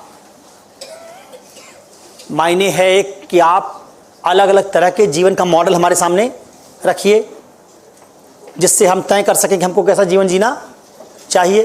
तो इसका भी एक परिभाषा बनती है। आचार संहिता का विज्ञान है जिसमें हम तय करते हैं कि किसी संस्था के लिए क्या कोड ऑफ कंडक्ट होना चाहिए। तो बहुत सारे और भी परिभाषाएं होंगी, लेकिन हम 6 इन बातों पर ज़्यादा जोर देंगे और इसके सहारे हम इथिक्स को समझने की कोशिश करेंगे। फिर से दोहरा देता हूं, पहला है मानकीय या आदर्श मूलक विज्ञान है। Ethics is science of ethics is normative science. दूसरा दुविधा समाधान का विज्ञान है, डिलेमा सॉल्विंग साइंस। तीसरा सर्वांगीण मानव कल्याण का विज्ञान है, होलिस्टिक वेलबीइंग का साइंस है। चौथा समावेशी संपोषणीय आनंद का विज्ञान है, हैप्पीनेस का साइंस है। इसके बाद इथिक्स को हम जोड़ेंगे हैप्पीनेस से। इथिक्स बढ़ेगा, हैप्पीनेस बढ़ेगी। इथिक्स घटेगा, हैप्पीनेस कम होगी। दिखाएंगे कैसे। अगला नीति शास्त्र मूल्यों और सद्गुणों का विज्ञान है, वैल्यूज और वर्चूज का साइंस है। और आखिरी नीति शास्त्र उचित अनुचित की पहचान कराने वाला। और उचित अनुचित की पहचान बड़ी मुश्किल है, आसान नहीं है। कई सवाल मैं तुमको करके बताऊंगा या दिखाऊंगा, तुम्हारे सामने पूछूंगा इसमें क्या करोगे, जो उत्तर तुम बताओगे मैं बताऊंगा गलत है। अब ऐसा नहीं कि मैं पहले से मान के बैठा हूं जो बताओ गलत है, असल में तुम गलत बताओगे ही। मैं ऐसा नहीं है कि तुम जो बताओगे वही गलत कर दूंगा, गलत बताओगे, तुमको दिखाऊंगा। तो आप सही गलत की एथिक्स से पहचान करना नहीं जानते। आपकी सारी सही गलत की पहचान आपके समाज से आ रही है, आपकी परवरिश से आती है, आपके धर्म से आती है, आपकी जाति से आती है, आपके कल्चर से आती है, आपकी परंपरा से आती है। स्त्रियों को दर्जनों ऐसे गलत है जिनकी पहचान ही नहीं, पुरुषों को दर्जनों ऐसे गलत है जिनकी पहचान ही नहीं, मुसलमानों को दर्जनों ऐसी बात है जिनकी पहचान नहीं गलत है, हिंदुओं को ऐसी बात है जिसका पहचान उनको नहीं। तो हमारी जो नैतिक पहचानने की जो हमारा जो आइडिया है उसके पीछे कोई साइंस काम नहीं कर रहा है। हमको जो सिखा दिया गया उसी को हम नैतिक मानते हैं, और ये बात सही नहीं होती। अगर ये बात सही होती तो सती प्रथा सही होनी चाहिए थी, क्योंकि राजा राम मोहन राय सती प्रथा का विरोध कर रहे थे, बाकी पूरा समाज समर्थन में था। इतना आसान होता सही गलत पहचानना, तो सही सती प्रथा गलत है इसको समाज पहचान लिया होता। वो समाज नहीं पहचान पाया, राजा राम मोहन राय ने पहचाना। पूरा समाज एक कुरीति को सही मानकर, संस्कृति मान के चल रहा था। कितनी औरतें उसके लिए जल गईं। विधवा विवाह नहीं होगा, हम इसको नैतिक मानते थे। 12 साल की लड़की का विवाह कर देते थे। बाल विवाह हमारे देश में आम बात थी। आज की लड़की से कहो 12 साल की उम्र में शादी कर लो, पिटाई कर देगी। और तब 12-14 साल की लड़कियों की शादी की जाती, माना जाता था बड़ी हो गई, शादी करने लायक हो गई। और कौन करा? उसका पिता, जिसके बारे में हम मानते हैं कि हर पिता अपने बच्चों की भलाई सोचता है। तो पिता थोड़ा सोचता था कि मैं गलत कर रहा हूं, उसको लगता था वो नैतिक कर रहा है। आज भी संपत्ति जब पिता उत्तराधिकार से अपने बेटे को दे देता है, बेटी को नहीं देता। बेटी कभी पिता के प्रति आक्रोशित नहीं होती, गलत की है, मान चुकी है कि संपत्ति हमारी है ही नहीं। वो जो राखी बांधने के बदले में हर महीने हर साल 500-500 रुपया मिला, 20 साल में राखी बांध के 10,000 मिला और 2 करोड़ की प्रॉपर्टी उसका भाई हड़प गया। और उसी भाई से प्यार भी कर रही, प्रेम भी कर रही, भाई हमारा। और वो भाई, अगर दो भाई हैं, उनमें पिताजी ने किसी को प्रॉपर्टी दे दूसरे को नहीं दी, तो पिताजी सर फोड़ देंगे, आपस में एक दूसरे सर फोड़ देंगे। लेकिन बहन को लगता है कि हमको प्रॉपर्टी नहीं लेनी है। यूपीएससी की तैयारी करने वाली बहनें भी अपने भाइयों के लिए प्रॉपर्टी छोड़ रही हैं। उल्टा अगर वो प्रॉपर्टी क्लेम करें तो उनके अंदर ग्लानि बोध आएगा, जैसे हम कुछ गलत करें, हम स्वार्थी हो गए हैं। उनके पिताजी कहेंगे बहुत स्वार्थी निकली तुम। भाई कहेगा हमको तो अंदाजा नहीं तुम ऐसा निकलोगे, खुद वैसा ही है। तुम्हारी प्रॉपर्टी हड़पने की फिराक में है, और पूरे आत्मविश्वास के साथ भाई कहेगा ऐसी बहन को कि तुम ऐसी निकलोगी, इसका अंदाजा। माँ, भाई, पिता सब एक तरफ हो जाएंगे, लड़की को अलग कर देंगे। तो ऐसा करते समय ये नहीं मानेंगे गलत कर रहे हैं। इसलिए हमारे देश में पढ़ी लिखी स्त्रियां भी पिता से अपने संपत्ति का बंटवारा नहीं करवा रही। कानून है, बंटवारा नहीं करवा रही। सही गलत पहचानना इतना आसान नहीं है। अगर इतना आसान होता तो वर्ण व्यवस्था कभी रही ना होती, सती प्रथा कभी आई ना होती, छुआछूत कभी रहा ना होता, बाल विवाह कभी, और ये 1-2 दिन नहीं रहा, हजारों साल रहे। और उस समाज में रहे जो समाज बड़ा बड़ा वेदांत दर्शन गढ़ रहा था, अद्वैत वेदांत का दर्शन, फला सांख्य दर्शन, इतना बड़ा बड़ा दर्शन गढ़ दी और ये पता नहीं चला कि अस्पृश्यता गलत है। इसलिए अस्पृश्यता पहचानना बड़ा मुश्किल काम है। अस्पृश्यता गलत है पहचानना बड़ा मुश्किल काम है। हम हजारों साल तक नहीं पहचान पाए। हजारों साल हम राजतंत्र में रहे, हमको लगता था यही सही है। लोकतंत्र की मांग थोड़े करते थे कोई। अकबर बहुत उदार शासक था। अकबर के समय भी कोई जाता और कहता तुम्हारे खिलाफ बोलना चाहते हैं, बर्दाश्त कर लेता? बोलने की आज़ादी को सही माना जाता? नहीं। बोलने की आज़ादी जिसको तुम आज सही मान रहे हो, उसको आज से 4 साल पहले तुम सोच नहीं सकते थे, उसको ठीक नहीं माना जाता था। आज भी हमारे घरों में ज़्यादातर हिंदी हार्टलैंड में लड़की अगर बहुत बोलती है तो कहते हैं तुम्हारी ज़बान कैंची की तरह चलती है, जहाँ जाओगी निबाह नहीं होगा। तो मानते हैं कि वो ठीक नहीं है। और लड़का अगर ऐसा करता कहते हैं पक्का आईएएस बनेगा। कितना तेज है अभी देखो। और लड़कियां कई बार इसको मान लेती हैं, समाज की तमाम परंपराओं को स्वीकार कर लेती हैं। तो सही गलत उस लड़की को ही नहीं पता है जो कान में बाली पहने टहल रही है, नाक में कील पहने, पता नहीं उसको कि मेरे शरीर के बारे में समाज ने निर्णय कैसे लिया कि हम 8 साल की उम्र में तुम्हारे कान में, अरे ठीक है मैं बड़ी हो जाती, मैं सोचती 8-9 साल की उम्र में हमारा निर्णय तुम कैसे ले लिए, और लिए तुम्हारे भाई का क्यों नहीं लिए, उसकी कान में 2 बाली क्यों नहीं पहनाए, पूछते हैं। तो आप असल में ना परंपरा में जीने वाले लोग हैं। हमको जैसा सिखा दिया कि हमने उसी को सही मान लिया। मुस्लिम औरत ने बुर्का पहन के उसको सही मान लिया, हिंदू औरत ने कुछ और मान लिया। हमको चेक करना होगा कि ये बुर्का हमारे लिए सही है, नैतिक है या अनैतिक है। यह हमारे धर्म से सिखाया गया वो बात है। हिंदू स्त्रियों को सीखना होगा कि उनके तमाम जो सांस्कृतिक प्रतीक हैं, शादी हुई पुरुष और स्त्री दोनों की, मंगलसूत्र एक ही पहनता है। दोनों पहनते क्या? दोनों नहीं पहनते। अरे भाई दोनों का विवाह हुआ, दोनों एक एक पहनते, कुछ गड़बड़ हो जाता क्या? क्यों नहीं पहना?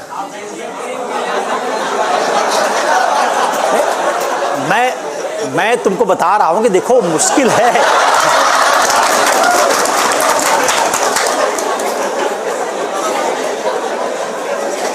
तो इसलिए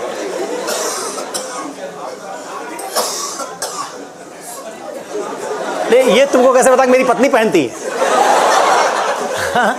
ये भी तो नहीं पता। ये तो तुम गेस कर सकते हो मेरा विवाह हुआ होगा, नहीं तो पता भी नहीं कर पाओ। तो अब नजूमी तो हो नहीं। हाँ, इतने बड़े नजूमी होते तो अपना भविष्य देख लेते कि आगे कहाँ है। आज मुझे बताना पड़ा कि यूपीएससी की तैयारी जो कर रहे हो उसका सही तरीका क्या होना चाहिए।